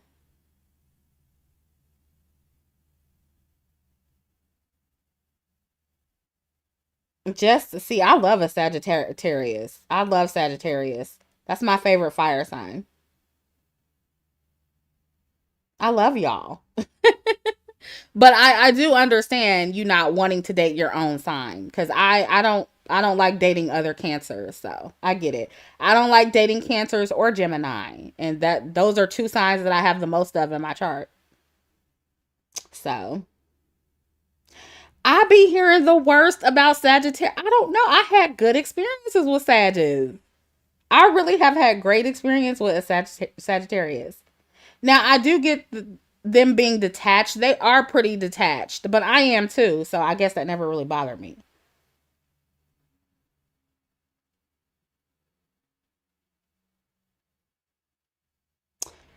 Yeah, Lucas Melanin wife.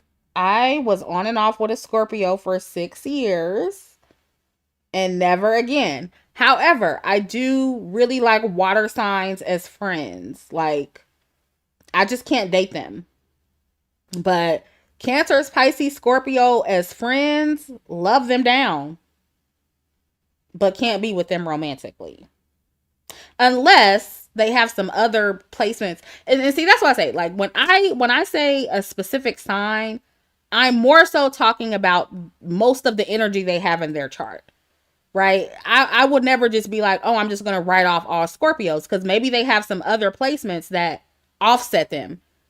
So when I say I don't really want to date Scorpios, I'm talking about a person who has a lot of Scorpio placements in their chart. I'm talking from a true astrologer or a student of astrologer. I'm talking from that perspective, not necessarily, oh, your sun sign is Scorpio. So no, I'm factoring in most of your placements. And so if I see you have a large number of planets in Scorpio, yeah, I can't do it. But if you have Scorpio and some other stuff that offsets that, I'm cool with that. So yeah.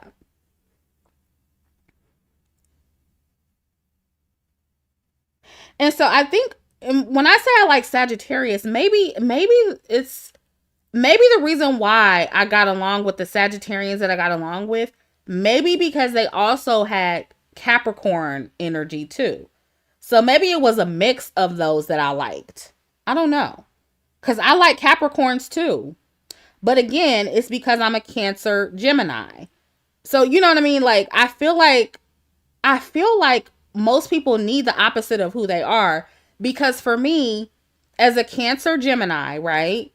I need somebody stabilizing. I need somebody who's stabilizing, who's not overly emotional, who will stabilize me, who will, you know what I mean? Somebody who feels secure for me. I can't have somebody who's, I'm already flighty, I'm already super moody, I'm already emotional, I'm already, like it doesn't take much to overwhelm me in a relationship kind of thing. So like I need somebody who doesn't overwhelm me in a relationship. And so I find that with Sagittarians and Capricorns, I don't feel too much pressure, especially with Sagittarius. Like, I don't feel too much pressure with them. Like, I feel like, I don't know if that makes sense, but that's how I feel. And with Capricorns, I just feel like even my best friend, one of my best friends is a Capricorn.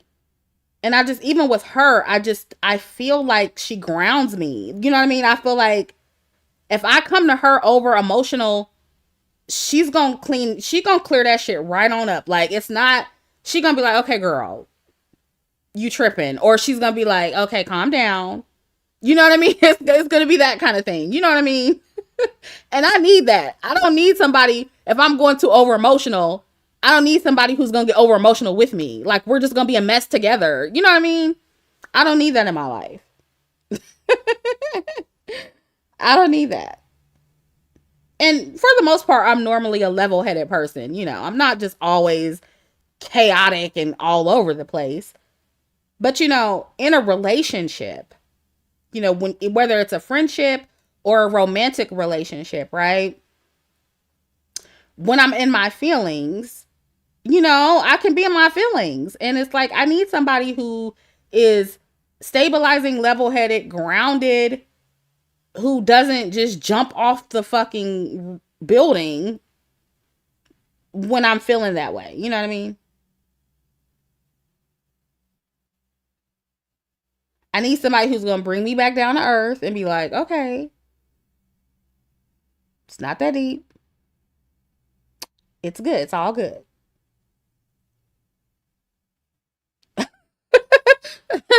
Just as Capricorns are so strict, I'm trying to crack jokes. As a Sag, they are just deadpan. I can't. Yeah.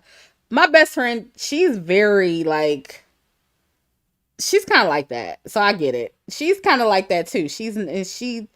Most people think she's mean, which she is kind of mean, but I don't know. I don't care. Like, I don't mind that. I don't know.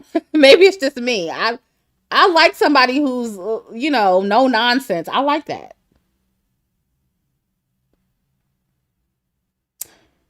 Mhm. KP says Capricorns don't have time for the emotional bullshit. We got bags to make. Yep.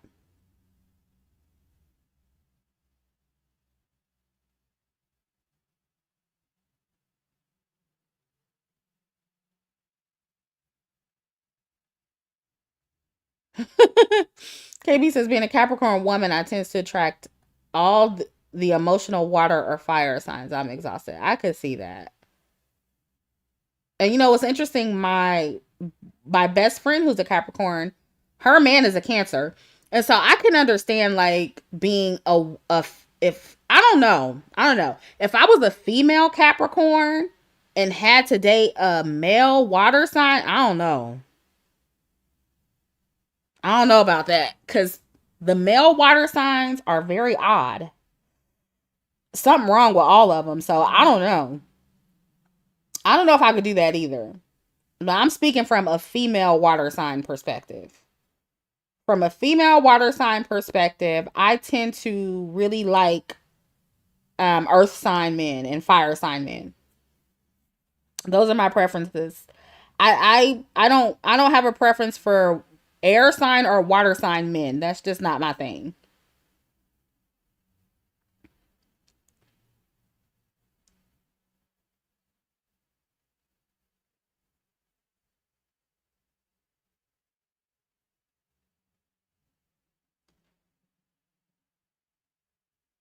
Yeah. And I've been looking up too, speaking of astrology, I just been looking up like what kind of placements a person can have that can attract crazy people or like stalkers, because I feel like I attract a lot of weird stalker people online as a content creator. And I'm learning that, in terms of like modern astrology, not traditional astrology, because traditional astrology, they don't use like Pluto and Neptune, they don't use the outer planets. But I'm learning like with modern astrology, if you have Pluto placements to like your ascendant or any aspects to your ascendant, your rising sign, that can attract a lot of stalkers. So it makes sense that a lot of my ops on this app are Scorpios. They have a lot of Plutonian energy, very obsessive energy, because I have a strong aspect. I have a aspect between Pluto and my ascendant, my rising sign. And so, girl, I don't know what it is. Yeah, Pluto's in my fifth house too. So, yeah. And I noticed too, like in my real life, again, my ex, Scorpio. And girl, I'm telling you, I'm not saying he's obsessed with me, because I know he listens to my channel. If you're listening, I'm not saying you're obsessed with me, but you're a little bit obsessed with me.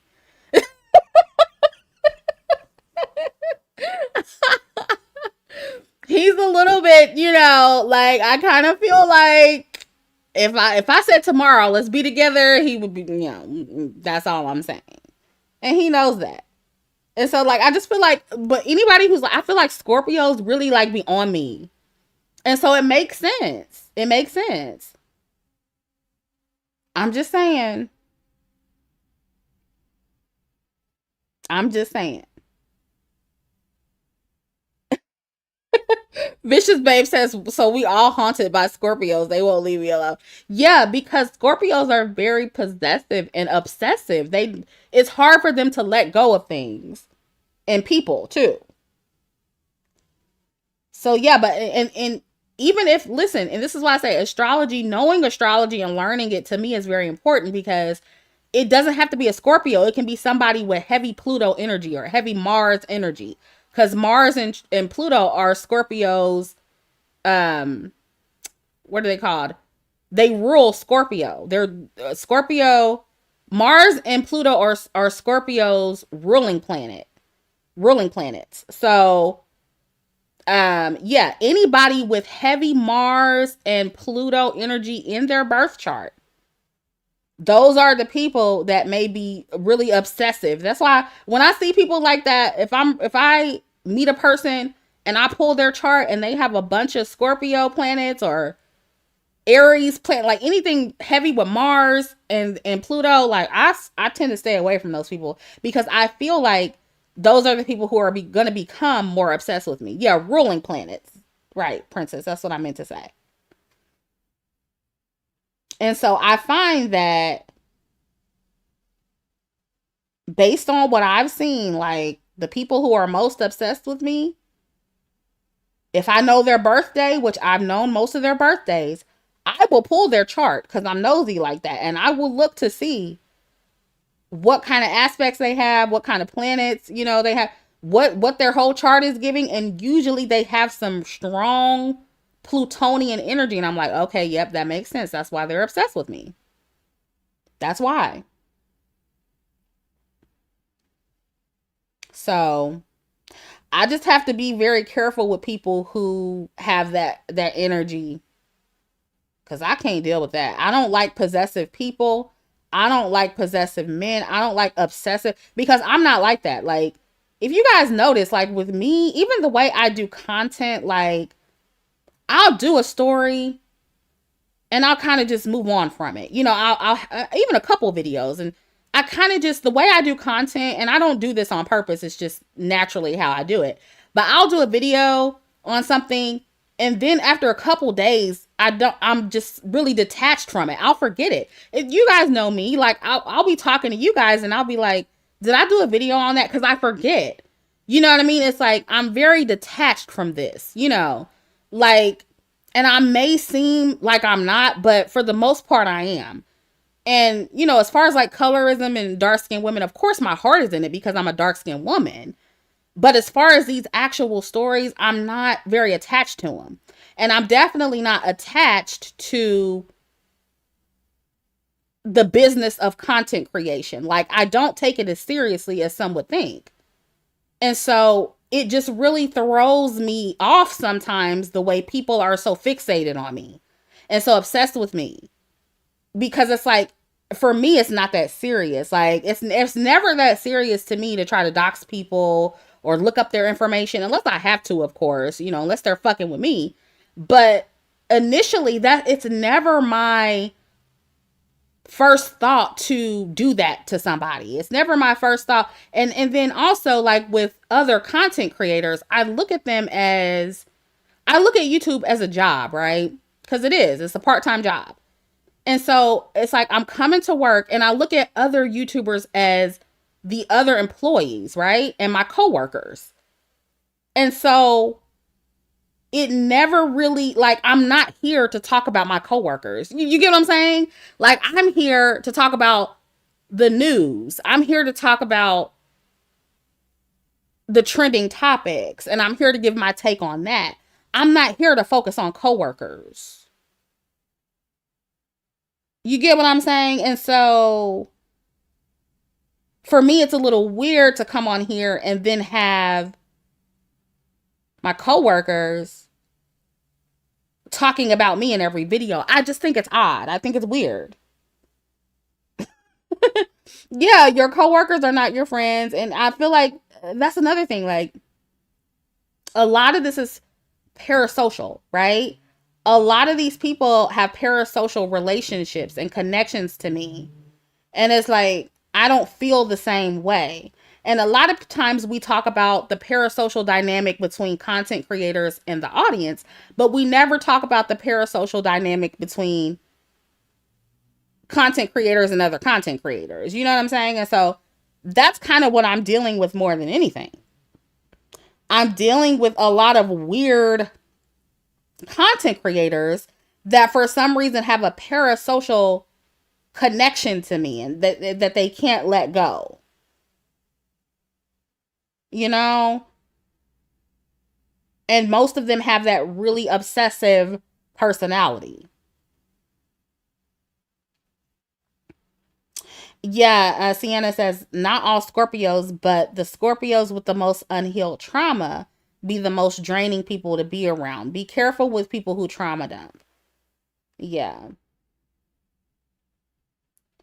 Yeah, I have a Scorpio placement. I think my Pluto is in Scorpio.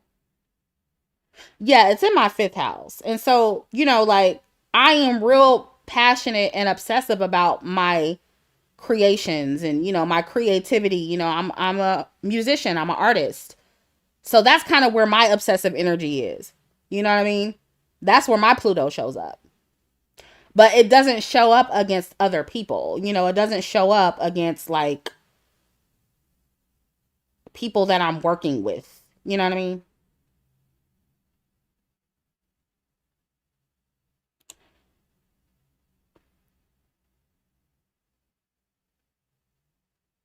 Yeah, Jay Antoinette says, don't you also need time of their birth to get a full accurate reading?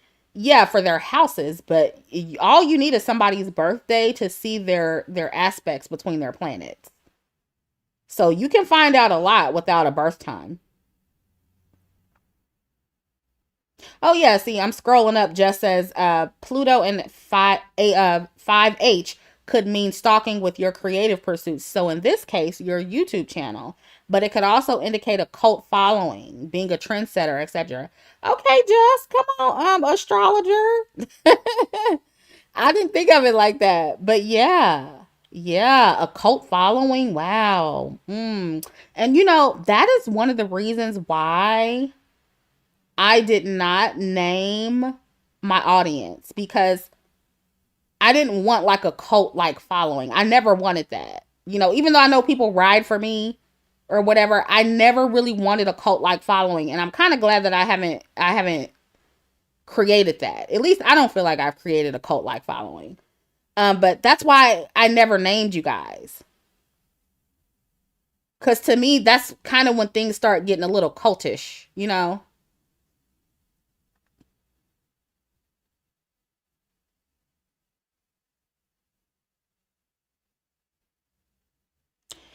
Um,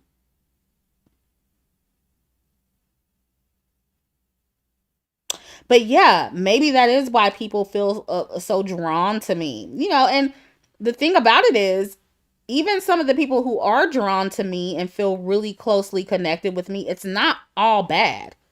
Like some of the really strong connections that people feel to me are good. But you know, with everything, the good comes with the bad. You know what I mean? So just like you just have to deal with both of it. You have to deal with both sides of it. Everything has, you know, what they call a light and a shadow side. So it just is what it is. Yeah, you know how people name their audience. You know how Beyonce has the Beehive and Nicki Minaj has the Barbs and you know, Lovely Tea has the tea sippers. Everybody names their audience. Like, and I just thought that because people felt so strongly about my message, because people, you know, I got so many strong reactions, good and bad to my content. I was like, I don't feel like it's a good idea to name my audience. Like, I didn't, that's why I've never made merch. You know, I don't want people, because I know people who don't like my content, who hate my guts. I wouldn't want anybody walking outside with one of my shirts on or something, a merch item that I created, and then get harmed because they're wearing a piece of my merch. And then they're on the news and everybody's like, oh my God, she has on Chrissie's merch and this is Chrissie's follower. And, you know, I don't have time for that. And so, you know, those are the reasons why I haven't done things like that. Cause I don't want it to be culty. I don't want it to be, you know, I don't need that. I don't need that in my life. And I want to keep y'all safe too. So Selena said, would we be the Chrisettes? That's actually really cute.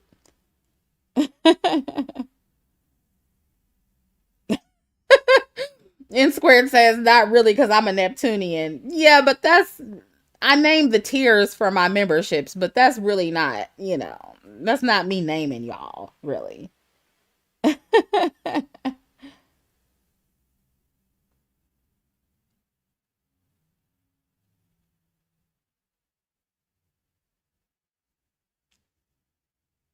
Yeah, so when you guys wonder why I don't do certain things, that's why, because honestly, I probably could have made a lot of money on some merch, because a lot of y'all asked for merch. Years ago, when like, I don't know if merch, I think merch is still pretty popular. I think it is, but I think when it first started really becoming popular, everybody was like, Chrissy, where's your merch? And why don't you make some merch? And I know when I had DDS, I made merch, but you know, that was different. That's different. That was just DDS. But when I started doing Chrissy, I was like, nah, I can't do that. I can't do that. Yeah, DDS merch is different. Like that was different. That's a whole different vibe.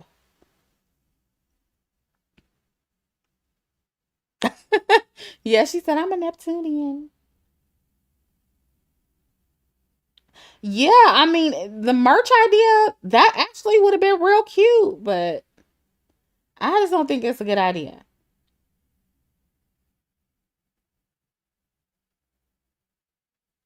Stella Hara says, I saw a content creator saying Olandria is chopped in mid, and the only reason dark skinned women, dark skinned black women hype her is because she's dark skinned. Wow. You know, I've seen people kind of say that too.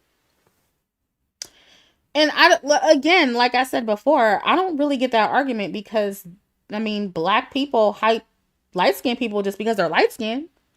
So let's just say that's true. Let's just say that black women, dark skinned black women, were hyping up Olandria just because she's dark skinned and she's actually mid. That applies to so many light skinned mixed race women. How many y'all hyped up Ice Spice, right? How many of y'all hyped up Cardi B? You get what I'm saying? And so it's like, even if that was true, like Olandria is actually fine. Like Olandria is fine. She's super beautiful. She's very classy. Like she's very good representation for dark skinned black women. That's why we hype her up. But let's just say she was actually mid, and so what? Like it's about time that dark skinned women do that for other dark skinned women anyway. We've been doing that with mid, light skinned, and mixed race women for how many decades now? And so this goes back to what I always say about how we can, when it comes to dark skinned black women playing the game, jumping in the game, and winning like everybody else does, all of a sudden everything gets so technical and critical. Oh, she got to be super perfect. She got to be this. She got to be that. When we don't have any of those standards for mid, light skinned and mixed race women, we don't have any of those standards for mid, black men. Yes, I said it. How many mediocre black men have black women literally carried through their entire careers? And we have one dark skinned woman that y'all think is so mid, and we can't carry her. Fuck you niggas. And this is why I say fuck the community. Cause I don't like, this is why I say what I say. Cause y'all motherfuckers are trash. You're trash. Truly. Because like y'all never had a problem with us uplifting anybody else mid ever. And this is not me saying Olandria is mid, because again, she's far from mid. But I'm just saying, if she was, so the fuck what?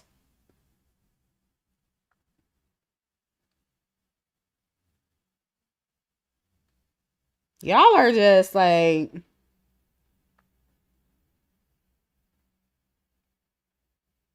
I just can't. I can't take. And the content creator who said that, was it a black man? Was it a black woman? Who said that? I want to know who said it. Was the content creator a man or a woman, and what race were they?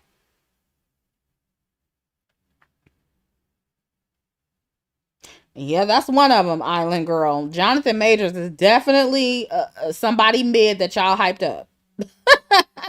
That is so true. A black woman. This was on. Okay, Salahara, was it a dark skinned black woman? Was she dark brown or light? What she look like? Was she dark skinned?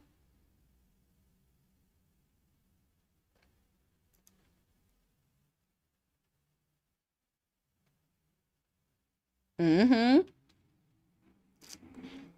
Morbidum says, if we were to insult a light skinned person's looks, they would all of a sudden say we should care about each other's feelings. Don't be mean. Exactly.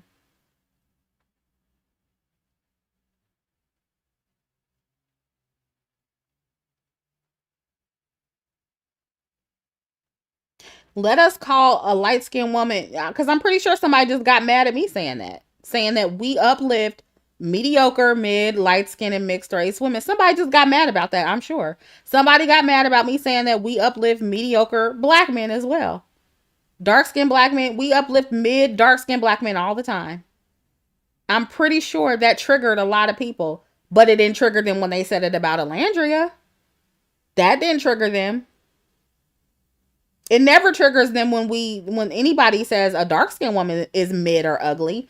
But oh my God, let you call a light skinned mixed race woman ugly, all hell breaks loose. It's just the end of the world.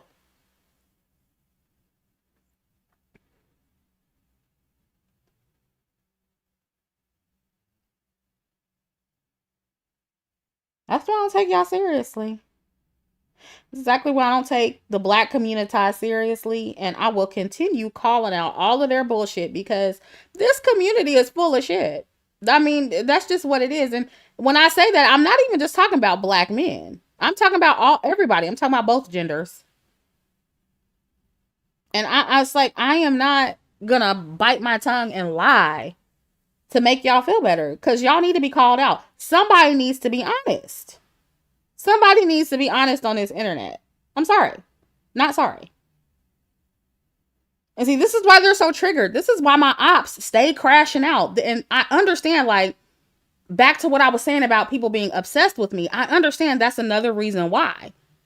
When you tell the truth about the community and you challenge the status quo, people literally become obsessed with trying to take you down. You know? And so that's what it is too. That's what it is. And I was joking. I was joking with somebody on my community tab. I think it was Zach when he was like, you attract some of the craziest people on the internet. And I was like, yeah. I was like, maybe I need to start casting protection spells. And I think I'm really for real about to start doing that. Mm-hmm. I think I need to. I'm gonna start burning some candles in this bitch. I'm gonna give. I think I already have some protection stones. I do have some crystals, but I'm gonna have to start getting into that because this is crazy. It's crazy out here, y'all.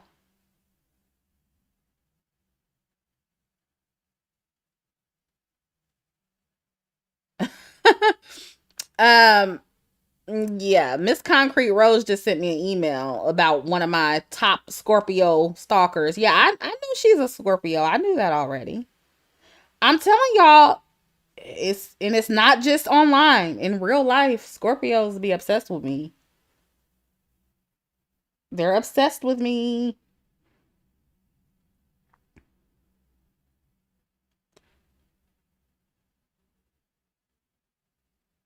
Either in a good or bad way. It can go either way, good or bad.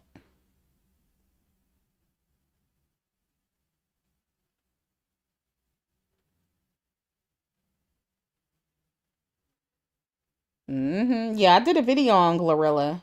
Yep. Girl, let me tell you, anybody who stalks me to that level, I do extensive research on them. I know a lot about that girl. I know a lot about all my stalkers. Telling you, I'm investigator Chrissie around this bitch. I know a lot about these people. They think they know about me. Oh, baby. I know everything about you.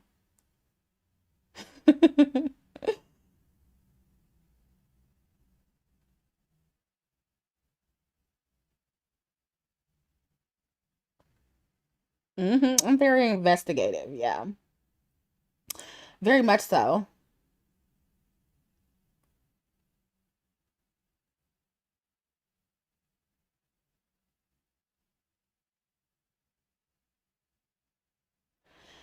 Yeah, and something else I've noticed is that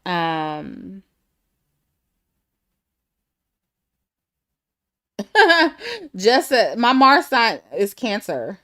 Yeah, my Mars is in the sign of its fall. It's like that's the worst place for Cancer to be, apparently. And sometimes I be crashing out, so I can actually see that. I can actually see that. I feel like the algorithm be playing me because I did do a video on Glorilla, that Glorilla situation. Let me look and see what it was. It's called Glorilla Young Thug Diss and What Black Women Can Learn. And that's when she said he looked like Whoopi Goldberg, and that didn't hit the algorithm very well. YouTube be playing me sometimes. Even with my last video, like, I don't like that didn't do good either. But yeah, I did do a video on that.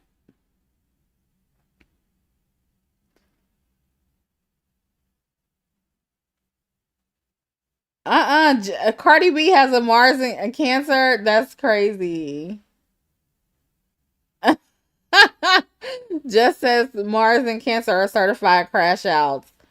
I don't like that. I don't like that. I don't like that. But yeah, I can. Baby, yeah, I be going off sometimes. I really try to not crash out.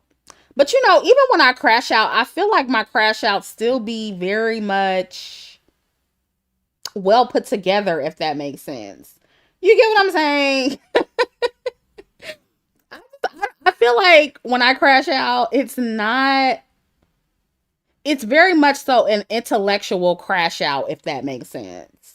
Even though it's a crash out, it's still very intellectual. But yeah, I still be crashing out though sometimes. I do.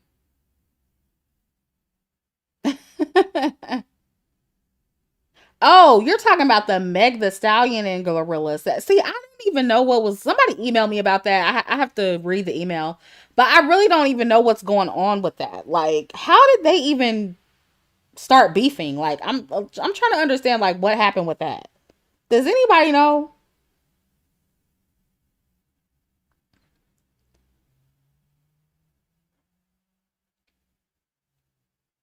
Yeah, my crash outs are always thoughtful and they're also very strategic as well. Usually when I'm crashing out, it's after I've already gathered enough information for me to like really lay the smackdown on somebody. It's not just, chaotic and out of nowhere. It's not messy. It may seem that way, but it's not. Right. I don't ever beef just for the sake of beefing. It's always, it's usually a buildup. You know what I'm saying?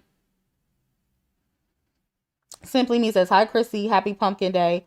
What are your thoughts on Wendy Osefo situation? I don't know who that is and what happened.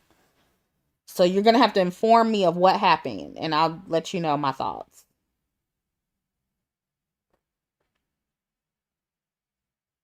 Yeah, and thank you for your donation.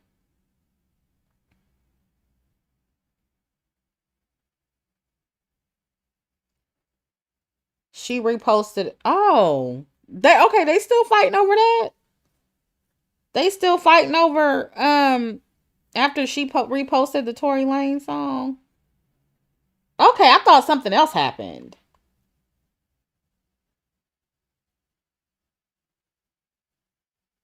Which I mean, that is enough to for her to. I understand that because I mean that nigga shot her. So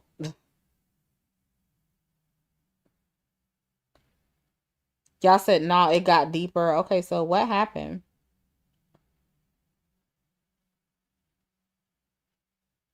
Okay, what did Wendy go to jail for?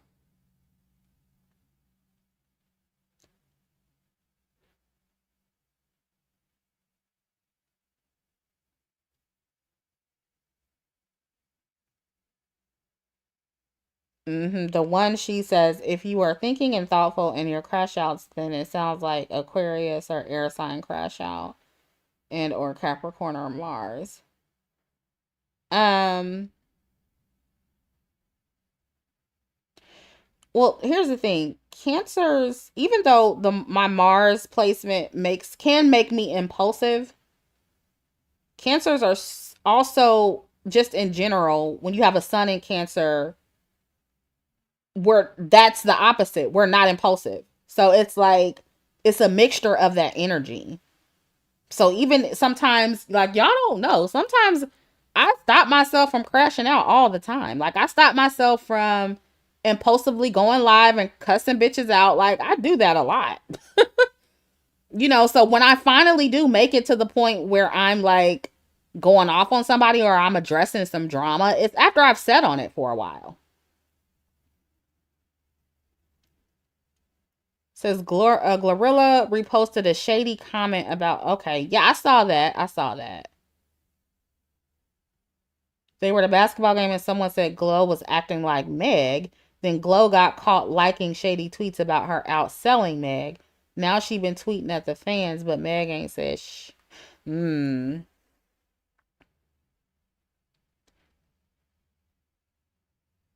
It sounds like Glorilla's being pretty shady then to me.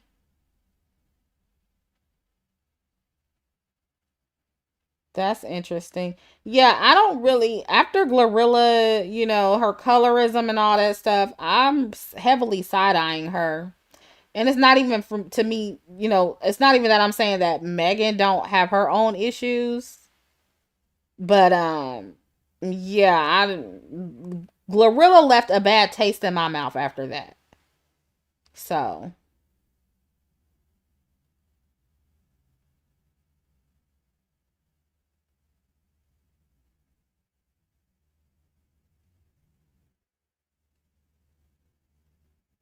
what sign is Glorilla? I never even looked into her sun sign.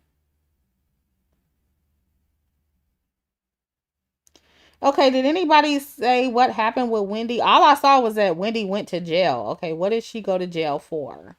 Y'all said she's a reality TV show, a TV star. Y'all know I don't watch reality TV anymore, so I don't know nothing about that.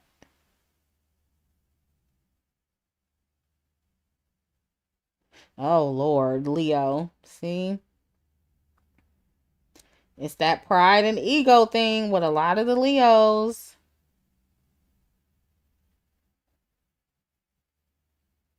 See, if you're not a mature Leo, if you haven't learned to kind of contain and control the arrogance and the egotistical part of your nature, that shit come out in real fucked up ways. Like, it's really off putting, you know what I mean?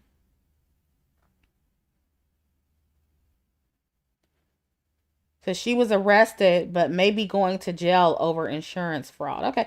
Listen, if y'all want me to do these stories, you have to email me at askchrissie@gmail.com. You got to send me all the information. Otherwise, I'm not going to know what you're talking about. I don't know nothing about Wendy. Okay. And also, when you guys email me, don't just email and be like, oh, can you talk about X, Y, and Z? Like, if you can give me any supporting links or screenshots, that would be great. Because some of y'all just email me and it's like one sentence and it's like, oh, can you talk about this? And I'm like, okay, I don't know what that is. You know what I'm saying?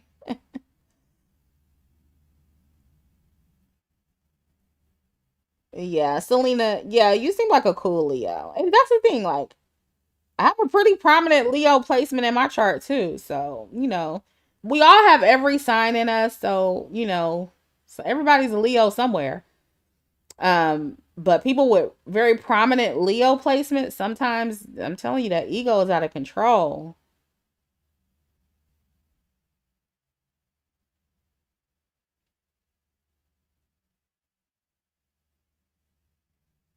Oh yeah, Miss Sandra, yeah, you can email me full breakdowns.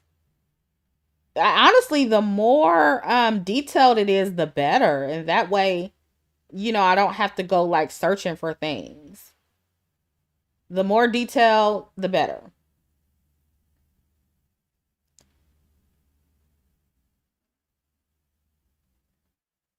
And well, speaking of Leos, like that's my second biggest hater on YouTube. It's Scorpios and Leos. I don't know. I don't know. And also, I will say my okay, the top 3 signs that I've gotten into with it the most, as far as like the signs that I know of, right? Are Scorpio, Leo, and Pisces. Like for some reason, all 3 of those people don't like me. Like, and they go after me the hardest. And most recently, a Virgo. But yeah, it's normally Scorpio, Leo, Pisces. And when I say Scorpio, Leo, Pisces, it's like multiple people with those signs have come at me.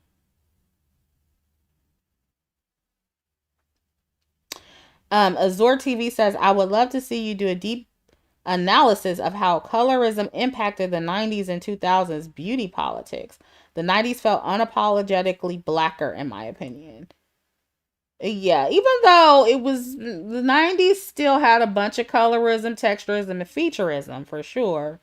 But yeah, it definitely was more blackety black for sure.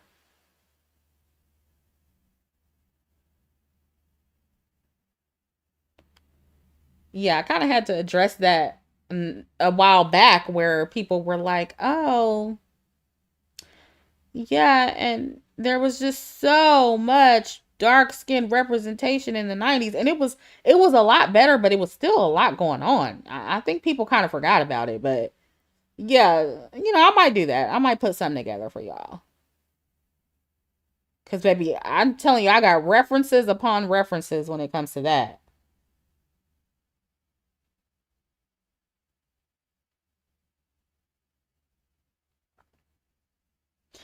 Yeah, Lily says I'm surprised us Scorpios are coming for you. Yeah, it's usually the every sign has their shadow expression. So it's like the people who are really like, I feel like their lower self, like the really unevolved um shadow Pisces or shadow Scorpios.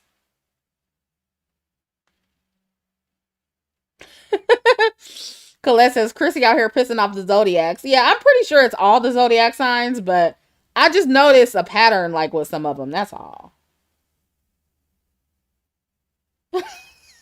Miss Miss New Senior says Pisces are on the chat. Let's be kind. That's such a Piscean thing to say. That's funny. Yeah, the Pisces I noticed, the obsessive ones anyway. Again, but this is what I'm saying, right? Because again, I do my research on these people. And so even some of the Pisces like have Plutonian placements. You know what I mean? So it's probably not their Pisces, it's their Scorpio somewhere. That's what I'm telling you. Everybody has this in common that comes at me. When I pull their chart, it's always a Scorpio placement that's real prominent. And I'm like, that's what it is. So I don't know. I don't know. But also Pisces sun people, right? Their sun falls in my 10th house, which is the house of the public, right? Your public facing image, everything that has to do with, anything that is broadcasted to the world, right? And so that has a lot to do with your career, your public image. And so I think a lot of people, some of the Pisces, they feel like they're competing with me for visibility because their sun falls in my 10th house. That's why I said astrology really can get real deep. And so I be looking at synastry too, like where does their sun fall in my chart? Where does, what I'm saying? And it's usually the 5th or the 10th house, so that makes sense, right? Because like somebody said earlier, the 5th house is the house of creativity, and that could point to YouTube as well. But yeah, when it comes to like a fight for visibility, that's what a lot of this is about in general anyway. Just taking the astrology out of it, taking the zodiac signs out of it. Like a lot of what people are doing, they're just competing with me for space in this sector. They want more visibility. They see me as somebody who is taking up too much space, I guess, who has an opinion that a lot of people are latching onto. You know, my arguments are very strong. A lot of them can't really debate the arguments. They can't debunk the arguments. They can't really prove them to be false, but because they don't agree, they want to try to make, I guess, the people who follow me agree with them and kind of pull them away from me. So they have more visibility and they have more viewerships. So the only way that they can do that is to try to attack me so they can get some of my audience. So that's what it is too. It's a competition for visibility, right? So even when you take the signs out of it, um, that's what it is. The only reason why I talk about the zodiac a lot is because a lot of people really, really do. It gives you a lot of insight to their personality, right? And I know a lot of y'all don't believe in this. Y'all get pissed off when I start talking about it. But I'm a heavy believer in astrology because it's not that I'm saying, oh, well, I'm blaming this on your zodiac sign. No, your zodiac sign is who you are. You get what I'm saying? That's part of you. All of your signs, all of your placements make up your personality. That's part of you. So, no, I'm not blaming it on the zodiac. That's not how astrology people think. We're looking at your chart and we're looking, it's like a snapshot of your personality. This is you, this is who you are. And so I'm looking at who you are. I'm looking at a snapshot of your personality and your psyche. That's what I'm looking at.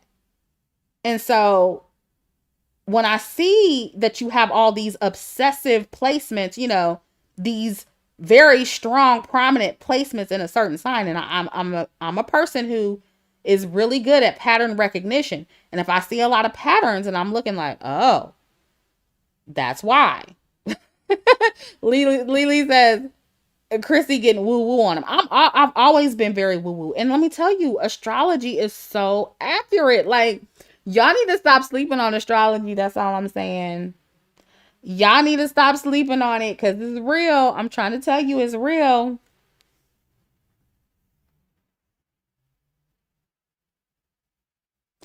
And I never like something that I'm learning too is that I've been learning a lot about house systems too because there are different house systems in astrology.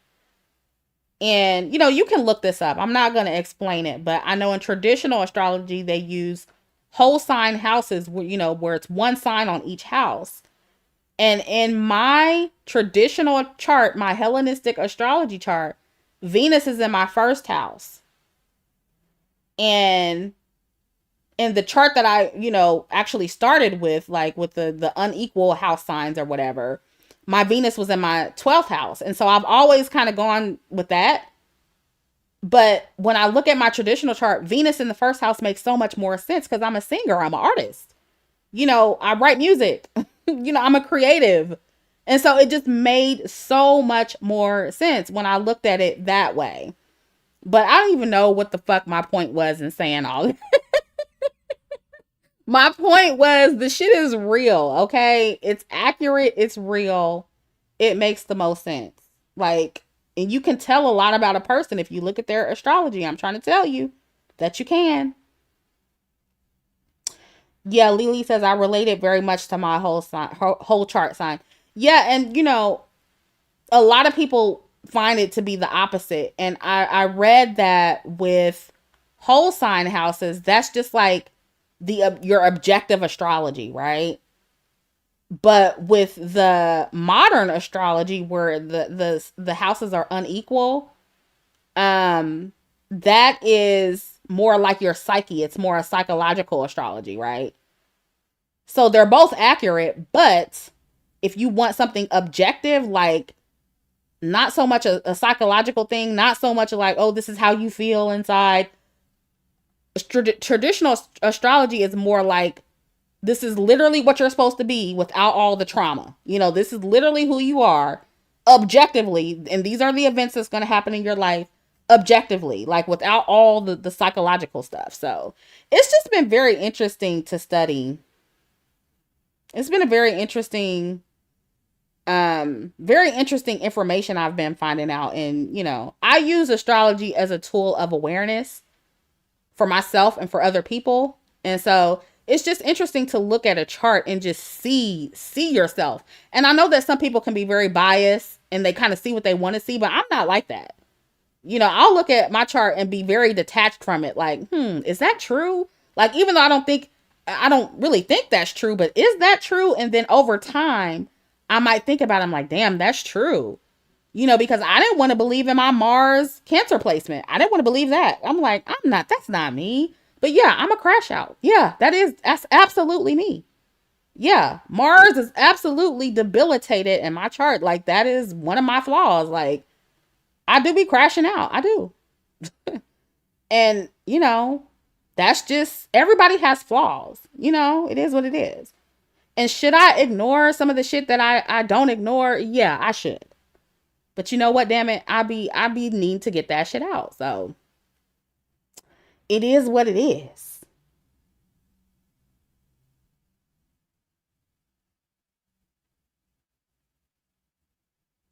Oh, Miss Concrete Rose says I'm a first house Venus girl. That's what's up.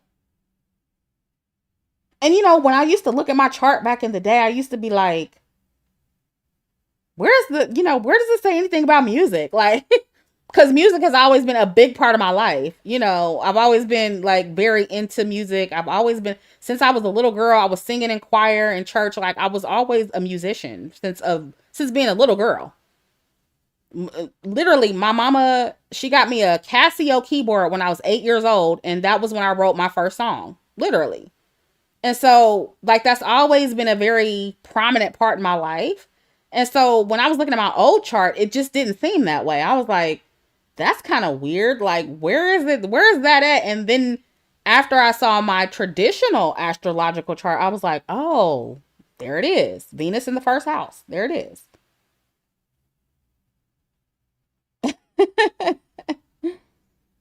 Oh, yeah, that's another thing I read too. Yeah, Miss Concrete says first house Venus attracts a lot of jealousy for no reason. Yep, I read that. Mm-hmm.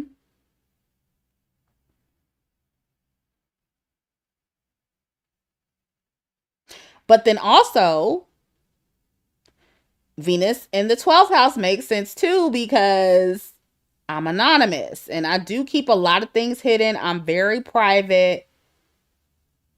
You know what I'm saying? So, psychologically, I could see why Venus in the 12th house makes sense too. But objectively, am I an artist? Am I naturally a sing? That's my natural gift. So objectively, Venus in the first house makes the most sense. But what I do with my art, psychologically, and how I feel, about anything Venusian, yeah, it is a little private. So that makes sense too. So that's what I'm saying. Astrology is so deep, y'all. It's so deep. It is so interesting, but it's so accurate. Like, it's just so accurate. It blows my mind. And I know some of y'all don't believe in it, but it's real. I'm trying to tell you it's real.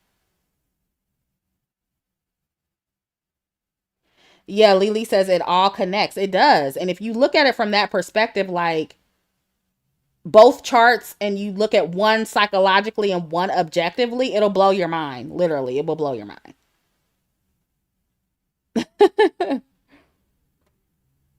Yeah, and even if you don't know your birth time, because I know you have to know your birth time to know your houses, there's also a way you can rectify a birth time if you don't know it. Now, you'll have to research that because I don't know exactly how to do it. But a lot of astrologers, like the ones who are predictive astrologers who predict things, they can look at the events in your life and put together a timeline and rectify a birth time. So, and they're pretty much guessing, but based on like your life events and the times that your life events happen, like say you have a baby or you get married or you have some sort of health crisis or a car accident, they'll factor in the times that all of that stuff has happened and then rectify a birth time for you, the most accurate birth time. So there's even a way to do that if you don't know your birth time. And see, I don't like to get into the predictive astrology because it scares me. So for me, I use astrology as a tool of self-awareness. Like, I don't necessarily want to know when I'm gonna get sick or, when I'm gonna die or when somebody else is gonna die. I don't really want to know that. Even though you can see that kind of stuff in astrology. Like, it now, if something like that happens and I'll go back and look and be like, oh, I see it. I see it. But I don't like to predict that kind of stuff. I prefer not to do that. So I just kind of look at it like as a tool of self-awareness, like getting to know myself and also getting to know other people. And I also use it like if it's like a retrograde happening, I will look at where the retrograde is happening in my chart just to see like, okay, what could happen here, you know. But as far as like predicting the future, I don't prefer to do that. That's where it gets a little scary to me.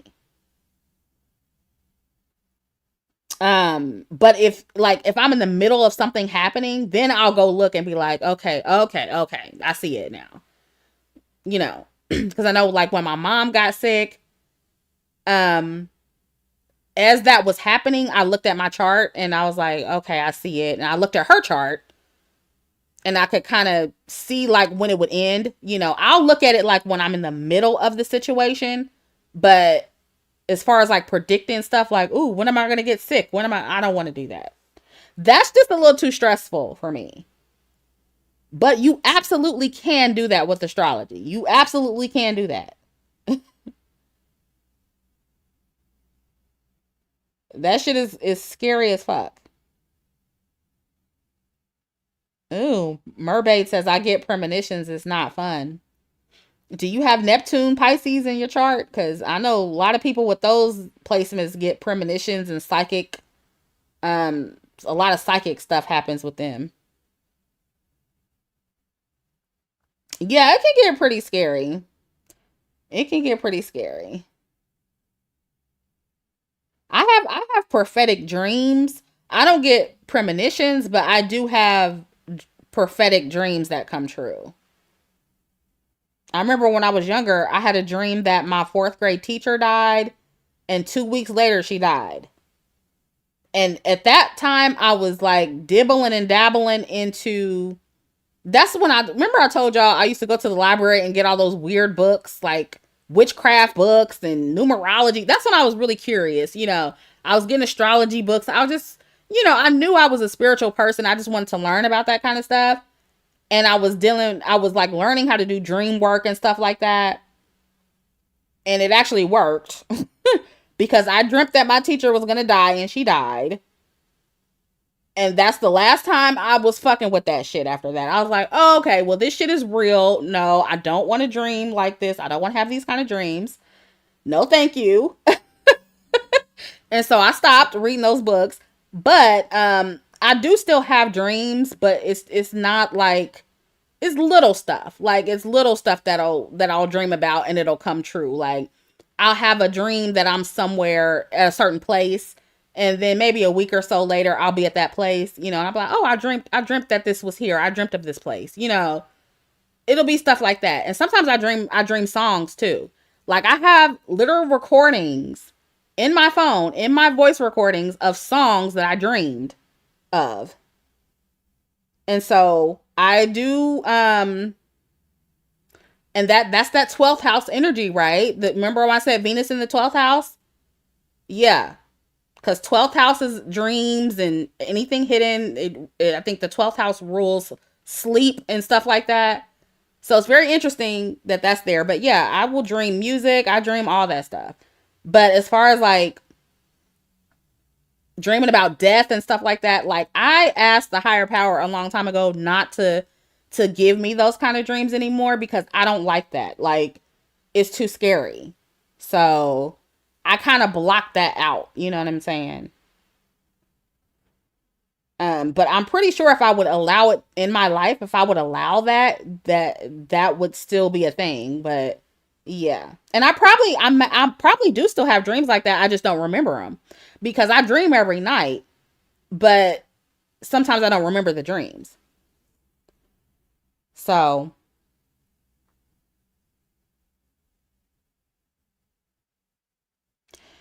yeah, so her says you are a Cancer, maybe you are a siren or nymph. I don't know, girl. I know I'm very attracted to like mermaids, and I gravitate towards that kind of imagery. I gravitate towards sirens and stuff like that. So I don't know. And maybe that's why. And I also learned that like as I'm becoming more spiritual and stuff, like and more in tune with that like watery side of my personality, why do I feel like I'm becoming allergic to seafood? And I read that somewhere too, like a lot of like people who have like heavy Cancer placements, heavy Pisces placements are like allergic to shellfish and allergic to seafood. And now like I get like slight allergic reactions when I eat sushi. And y'all know I love sushi. Like I can't eat it as much as I used to. I don't know if that has anything to do with anything, but I'm just saying I think that's kind of weird. I think that's kind of weird. Maybe it's because I'm just getting older.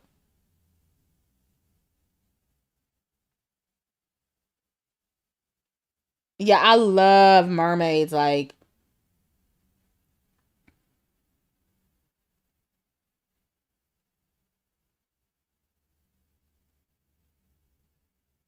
Yeah. And that's another thing, y'all.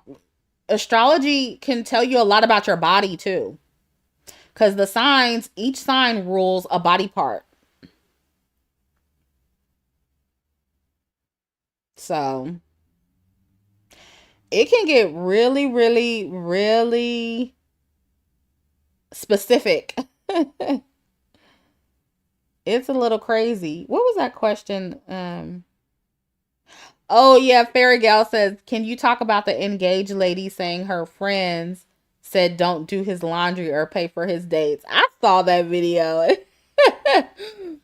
And here's what I'm going to say, like, because somebody sent me that and I did read the comments under that video.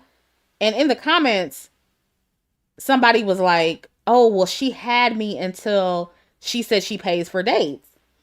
And her response to that was, "Yeah, I paid for one date after he took me out on 10 dates." And so here's my thing. If that's true, right? If she said that and she just wasn't saving face, she should have specified that in the video. Don't just say, "Oh, I did his laundry, I folded his clothes, and I paid for dates." You need to be specific and say that, okay, after the first 10 dates, I paid for one. You get what I'm saying? Because now you're making it seem like you're doing all this work with nothing in return. And then, so now the younger impressionable black women in your comments are going to be like, "Oh, well, this is what I have to do to get a ring. I have to fold clothes. I have to be a wife and I have to pay for dates all the time." You know what I'm saying? So it's like, I feel like there's not enough context. There's not enough context. Because from the outside looking in, girl, just like some of the girls were saying, congratulations on your new job, honey, because you're talking like he hired you. And I'm not saying this is her situation, but a lot of men will wife a woman because they want her to be their maid, right? It's because he wants you to be his maid. And so, there's nothing wrong with, auditioning to be a wife or whatever, and doing all the things if he's a good man, and you know what I'm saying, he's taking care of you and all that stuff. um but if you're doing more than what he is, if you're pulling more weight than what he is, sometimes men they'll marry you just for that reason. So I hope that's not her situation, but like, girl, I just feel like that's a little irresponsible to just come online and be like, "Oh yeah, and I got the ring because I cooked and I cleaned and I paid for dates." And girl, because the girls are going to take that literal. You know what I mean? They're going to take that literal, especially black women who are desperate for marriage, who are desperate for a ring. They're going to take that very literal, and they're going to be like, "Oh, this is what, I got to spoil him. I got to be his sugar mama." Cuz that's kind of what it was looking like from that video alone. It just looked like, "Oh, I was his sugar mama and that's how I got the ring." And a lot of the girls are too smart for that now. We're too smart for that. We don't want that. Especially the younger girls, like the younger generations, girl, they not signing up for marriage if it means that they got to do most of the work, because we already talked about how most marriages that are 50-50, that's not really 50-50, honey. The woman is giving way more than 50%. She's the one taking care of most of the chores. She's the one who's taking care of the kids the most. And she has to pay half on the bills. So, baby, that's not 50-50. That's 70-30. Okay? That's 80-20. Okay? So the girls they ain't trying to sign up for that.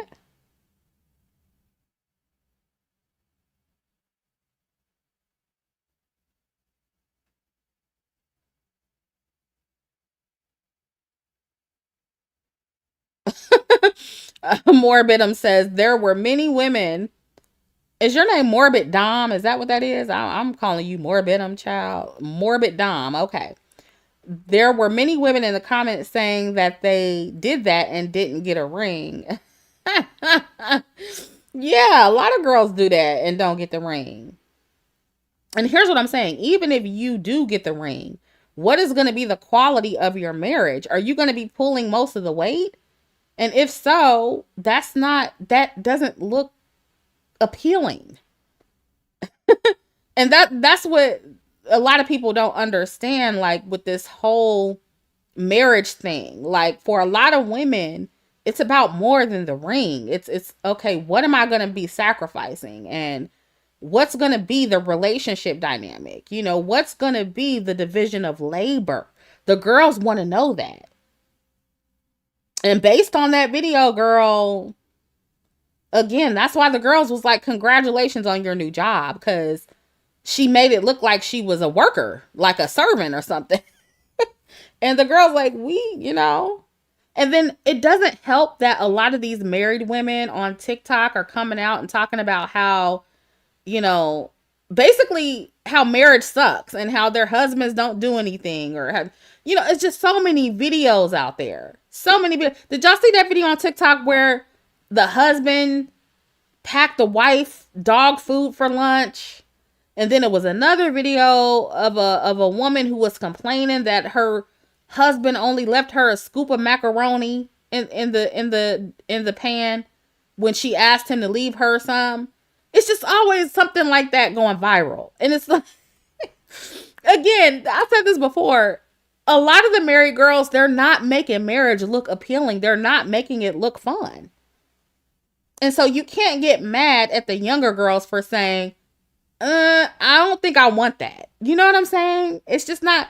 That's why I said, and I told my mentor this. I was like, okay, look, the happily married women need to come to the front. Okay, baby, the happily married women need to make more videos. If y'all trying to convince women to get married, y'all not selling it well. Okay, the happily married women who are in thriving marriages with good men, you know, who don't make them do all the fucking work, we need to hear from those women.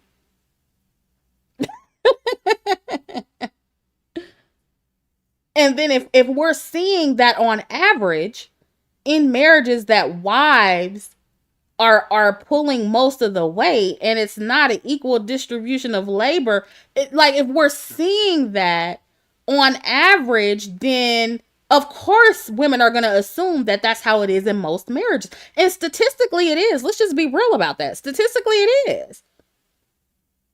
And then if you're constantly seeing women say, "Oh, marriage is so hard. It's so hard." And then they're also, here's another thing that they're doing. And I saw a girlie on TikTok talk about this.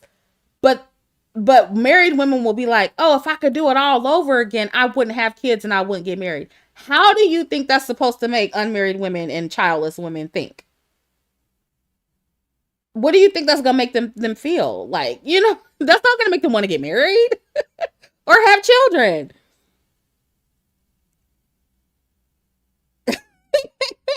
Let It Go says, "No, I'm not coming to the front. I'm living my best life and minding my damn business." You sound like my mentor. That's what she said. Because she was like, as soon as you start giving advice or start talking, then the women are going to attack you. And it's, you know, you're not going to be happily married anymore. So that's true. I'm just saying, maybe all these bitches need to stay off the internet.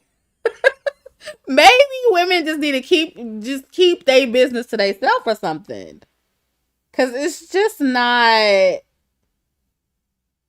Yeah, Miss Concrete Rose says the married girls who are happy don't want to talk. I'm telling you, all the women in my life who are married and who are happily married, they don't say anything about it. They really don't. They just live in their life. And this is why I will continue to say, I don't trust any married woman on the internet getting online and chastising other women for not being married. It does not give happy. It does not give happy to me. All of my stalkers who are married, I refuse to believe. I will never believe that they are happily married. I will never believe that. Because it's like, the happily married women I know in my life don't act like them.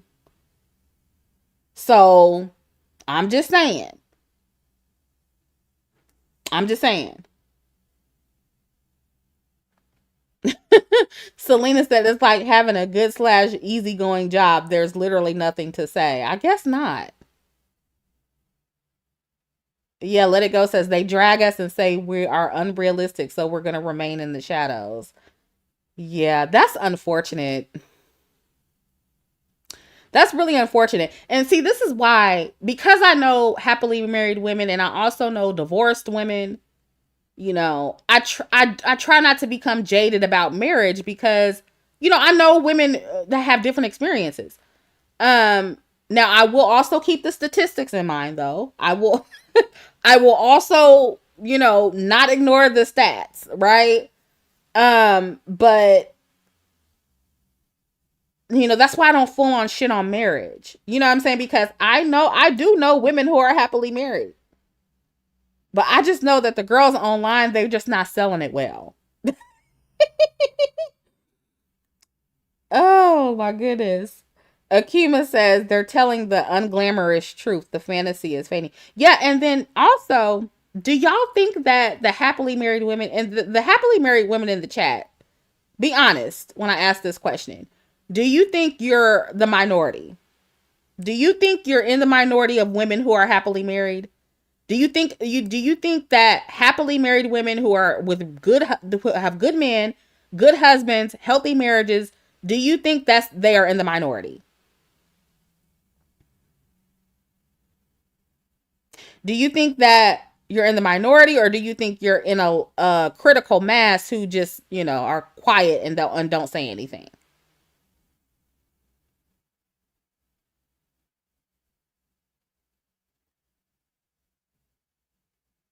Mermaid says, I think it's a minority. Okay.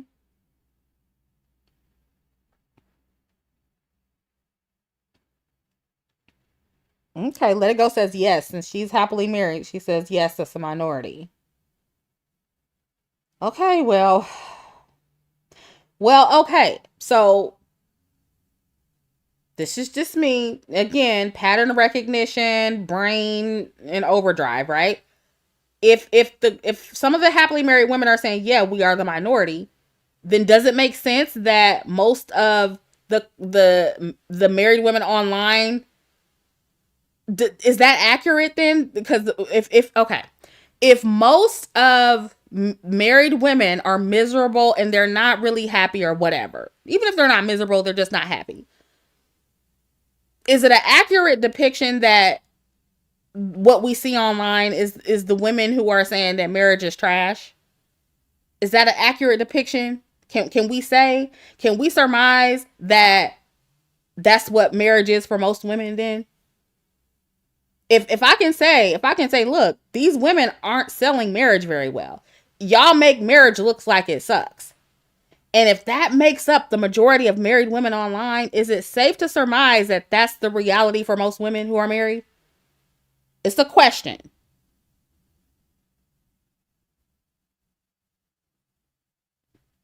It's a question.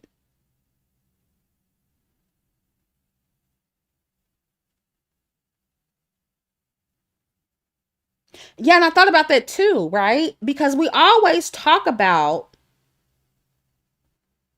if we always talk about how people settle, right? Men and women, they settle for people that they really don't like and that they really don't want to be with. How could you possibly be happy if you're settling just so you can say you have somebody? And I noticed too, like some of the married girls who settled, they also try to convince other women to settle and be unhappy like them. It's like, no, we're not going to do that because we see how unhappy you are. We see what your behavior is online. We see how you act online. So then why would you expect us to do what we don't want to be like you. So then why would you expect us to settle?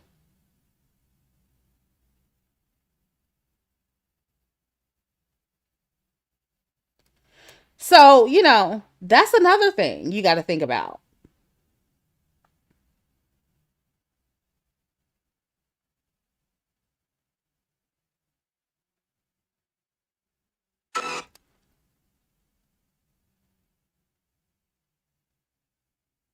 Let It Go says also not everybody is meant to be a husband or a wife, so don't force it. Yeah.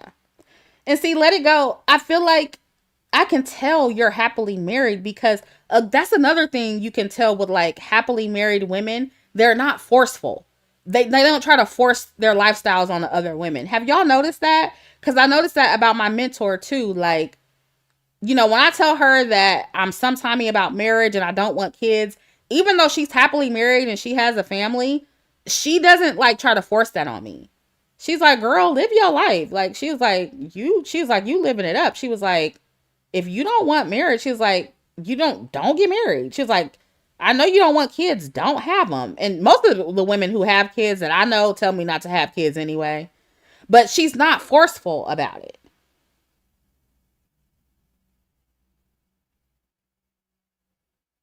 And so that's a difference I've seen too with happily married women. They're not forceful. And also happily single women too. Like, cause I know like some miserable single women, they'll be trying to force other women to not get married or force other women to not want to be in relationships or try to force women to decenter men. I don't think they're happy either. When you're a happy person, when you're happy with your status, or your label, whatever it is, whether you're single, married, or whatever, you're not trying to force your lifestyle onto other women. You know, I'm not traditional. I don't want to live with a man. I don't want kids. Am I going to try to force other women not to want kids? No. Because that's a biological thing for women. Like, it's normal for women to want to have kids. Most women, anyway. And so, me being an outlier and not wanting kids, I'm not going to be like, oh, and this is why you shouldn't have kids. Like, that's a biological desire for a lot of women. Like, I would never try to convince women not to have children. Now, am I going to say don't have babies by losers? Absolutely. Don't have babies by broke men? Absolutely. Don't have babies by men who don't like you? Absolutely. I'm going to say all that. But am I going to say, oh, don't have kids? No. Am I going to say, just because I don't want to live with a man, am I going to try to be like, oh, and you ladies shouldn't live with men? No, because some women love living with men. Some women love that. I know my mom, she loved being married. Like, that was her jam. She loved being married. I think my mom, for the most part, it was the companionship. My mom's an Aquarius. It really never was about love for her. And she admitted that to me, too. It's like, she's not a really lovey-dovey person, when it comes to men. So it never was about that for her. What primarily it wasn't, but it was more so about the companionship. And she loves being a mother too. She loves cooking for her kids, and and I felt so bad one time because she was like, when we were, I think this was maybe like 5 years ago, everybody's out the house, everybody's gone, her grandkids are older now, and she's like, I don't have anybody to cook for like I used to. I'm like, mama, you cook every fucking Sunday. Like, what do you mean? You always, every time I come over here, you're offering me some food. But like, I guess the routine of like cooking every day for your kids, like she misses that. She missed that. You know what I mean? And so there are some women who really get a lot of joy out of that. A lot of, satisfaction out of that. And they feel like they have purpose being a mother. So I would never try to take that away from a woman. You know what I mean? Like, so because all of our purposes are different. Some women feel like their purpose is to be a mother. Other women feel like their purpose, like myself, is to put a certain message out into the world, to create other things, to create music. That's what I feel my purpose is. Create music, create art. I'm a creative. You know what I mean? That's my purpose, in my opinion. But some women don't have that. Some women really, for a person like, for example, and I find that a lot of people with no talent, and this is no shade because some people don't have talent. You know what I mean? It just is what it is. But I find that some people with no talent, they don't have purpose outside of kids because they really have nothing else to create. You know what I'm saying? And so kids are their purpose, and they're wonderful mothers. Like, my mom is a wonderful mother. Again, she's not the most sensitive. She's not the most emotional. So a lot of times she really didn't understand my emotions, you know what I'm saying? But as far as being nurturing and caring for her kids and showing up for her kids, she's always been that. She's always been a great mom. She's always been there, and always very my mom was always fun, Aquarians, very fun, outside of the box. I had the best birthday parties. Like my mama, when I tell you she can throw a party, honey, she cooks very well. So like my mom, she's a good mom, and you could tell that's part of her purpose. You can't take that away from a woman just because that's not your purpose. You get what I'm saying? And so I feel like women, we need to allow women to be their individual selves. We need to allow other women to be individuals. We're not all going to be the same. We're all creative, but we're going to create different things. Some of us are going to create art. Others are going to create children. We're not all going to be the same. Some of us, don't want men. Some of us do. That's okay. Right, Miss. We're all different archetypes. Thank you for bringing that up, Miss Phyllis. She said, I guess you would consider women like that the mother archetype, right? Exactly. Exactly. We're all different archetypes. And what would life be if we're all the same? Like that would be boring. So let women be different archetypes.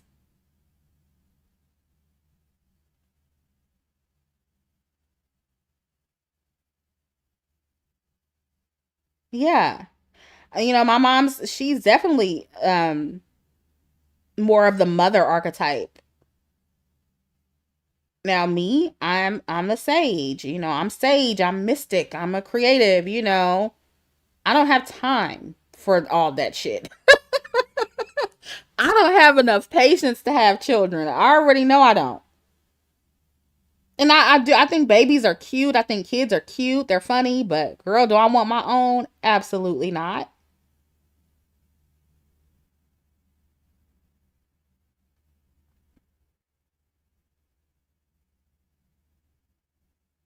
Aisha Faines did really good with the feminine archetypes. Really, really good. What's her website, y'all? Let me look it up. That's where I found out my top archetypes. And you can also read what is Robert Greene's book? Is it The Art of Seduction? Yeah, you can find your archetypes in that too. But womenlovepower.com. Yeah, you could take her quiz, Aisha Faines. RIP, she passed away some years back, but she has one of the best femininity quizzes and archetype quizzes for women. Yeah, women love power.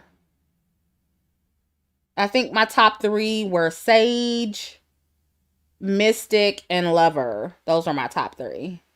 I think Mother was my bottom archetype. That was my lowest percentage. So, definitely not that archetype at all. Well, I'm not going to say at all. It's just my lowest percentage. But we all have all of the archetypes in us. We're all of the archetypes. We just have different levels of each archetype.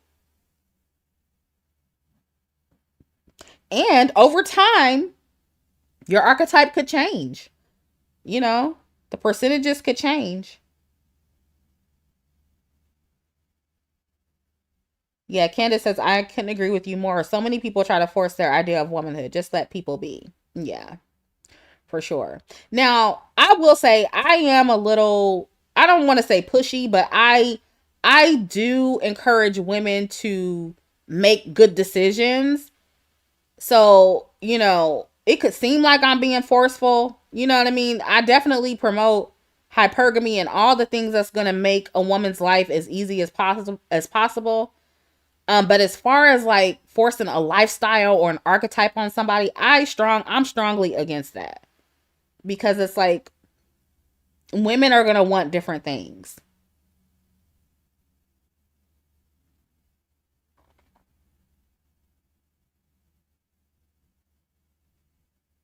Yeah, the quiz is very long. It has over 100 questions. So before you take it, make sure you got a minute to sit down, so you can get through it and answer the questions you can understand the questions or whatever and get through it because it is a long quiz. But that's let you know how thorough it is. Like it's really really thorough. And then she also has like different courses you can buy for each archetype or whatever. Which I've never bought any courses, but probably because I've done my own research on the archetypes or whatever. But maybe I'll buy a course one day and just see. But I know it was very accurate for me. The sage, that definitely lines up with my personality. The sage and the mystic, for sure. Yeah, she went real deep into it, real deep into the archetypes. Yeah, Miss Concrete says I bought her course. It's good.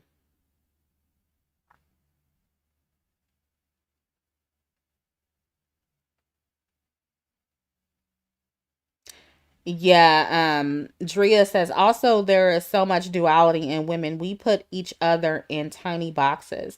Like Oprah, even though she isn't technically a mother, she has nurturing qualities and a powerhouse. Kerry Washington is a mother.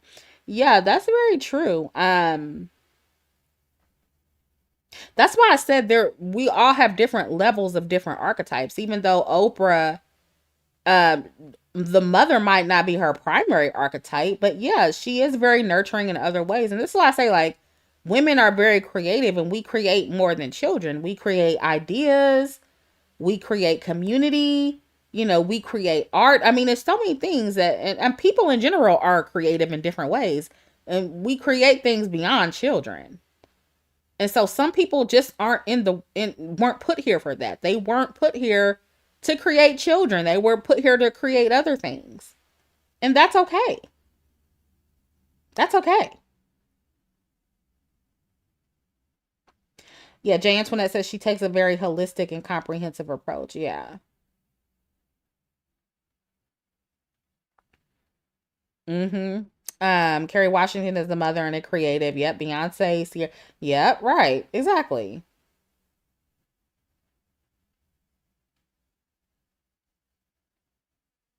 Mm-hmm. Selena says that's true, and I've seen women that have children and they're not really that maternal. Yeah. I see that a lot actually. And I think that comes from the pressure that women get from society to have kids. Some women have children before they're ready. Some women have children when they don't even want to because society tells them that's what they have to do. So that's another reason why it's very important not to try to force your lifestyle and your beliefs onto other women because we already getting pressure from everybody else, whether it be men, just society in general. Like we're already getting that pressure from so many other outside influences. Like we don't need that from each other. And so,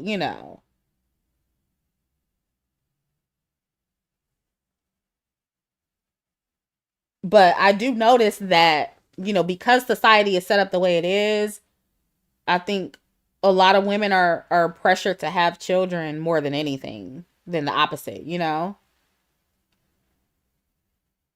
there are a lot of women out here who have children and don't really like being mothers, like, and they don't want to be honest about that. But did y'all remember that forum on Facebook? I don't know if it's still a thing, but it was called "I Regret Having Children."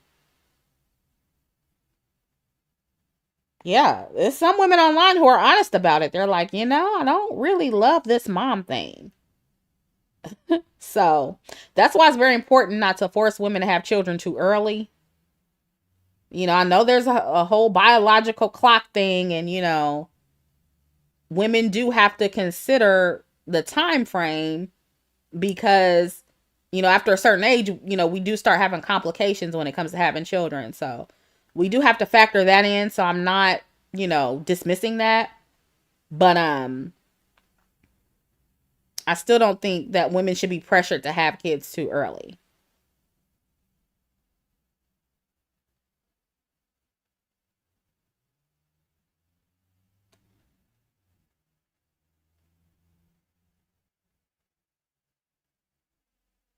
Oh, I saw that Kayla Nicole video where she did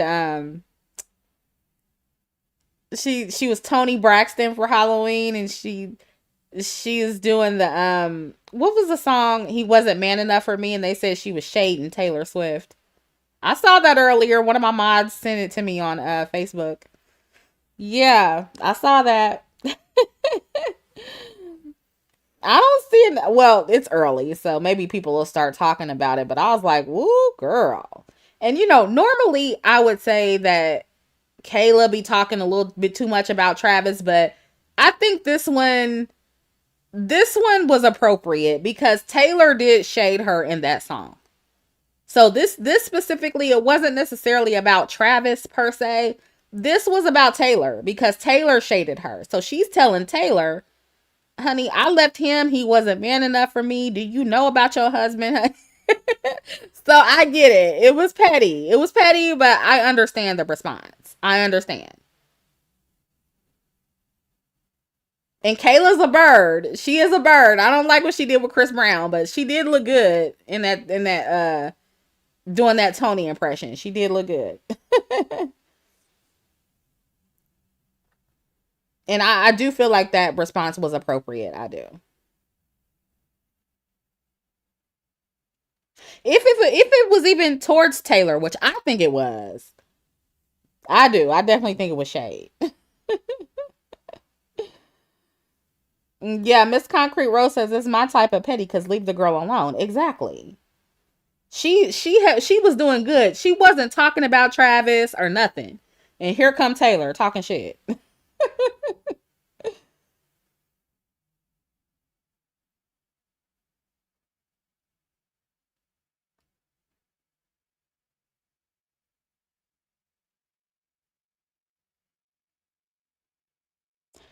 Oh, okay, y'all. It's been 3 hours. I have to pee. I didn't think I was gonna be on here this long, but this was fun. This was a fun live stream. A fun laid back Chrissy after dark. I feel like I was all over the place, y'all. I kind of feel like I was scattered tonight. Like my brain is kind of scattered a little bit. But that's okay, Chrissy after darks, they're just kind of all over the place. But I'm glad y'all was able to chill with me and my night in on my night in. I don't know if my friend is coming or not. He hasn't texted me. So, and I'm getting tired too. I don't know if he's going to come through or not with his friends. Honestly, I hope that they don't. But, girl, he probably going to call me at 3 o'clock in the morning. Where you at, girl? We coming over so we can have a drink. Girl, a mess. A mess. I'm telling you, my extroverted friends, all of them are extroverts. All of them. It's draining. It is. But yeah, happy Halloween, y'all. Well, Halloween is over, but I hope y'all have a good weekend. Next time I do some content, it's probably gonna be for Neptunian members and patrons. Cause it's about time for me to feed them. So feed y'all, those of you who are members and patrons and who are Neptunians. Y'all got something coming up next. I got something planned. I kind of know what I want to talk about. So stay tuned for that. And if you're interested in my exclusive content, then you can join and become a Neptunian member or patron. The links are in the description box. Yeah. I don't know. I think I'm gonna leave this up. I think I am. I don't think I'm gonna put it behind the paywall. I didn't say I kind of got a little juicy, but I don't think it's anything that I have to take down. I don't know. We'll see. I think it'll stay up though. But if not, it'll be available for Neptunian members and patrons because y'all know sometimes I change my mind. Yeah. So thank you for joining me, you guys. If you want to join to become a Neptunian member or patron, the links to join are in the description. Stay tuned for more content next week. Have a good weekend. Stay safe. And I'll catch up with you in the next one. Love you. Bye.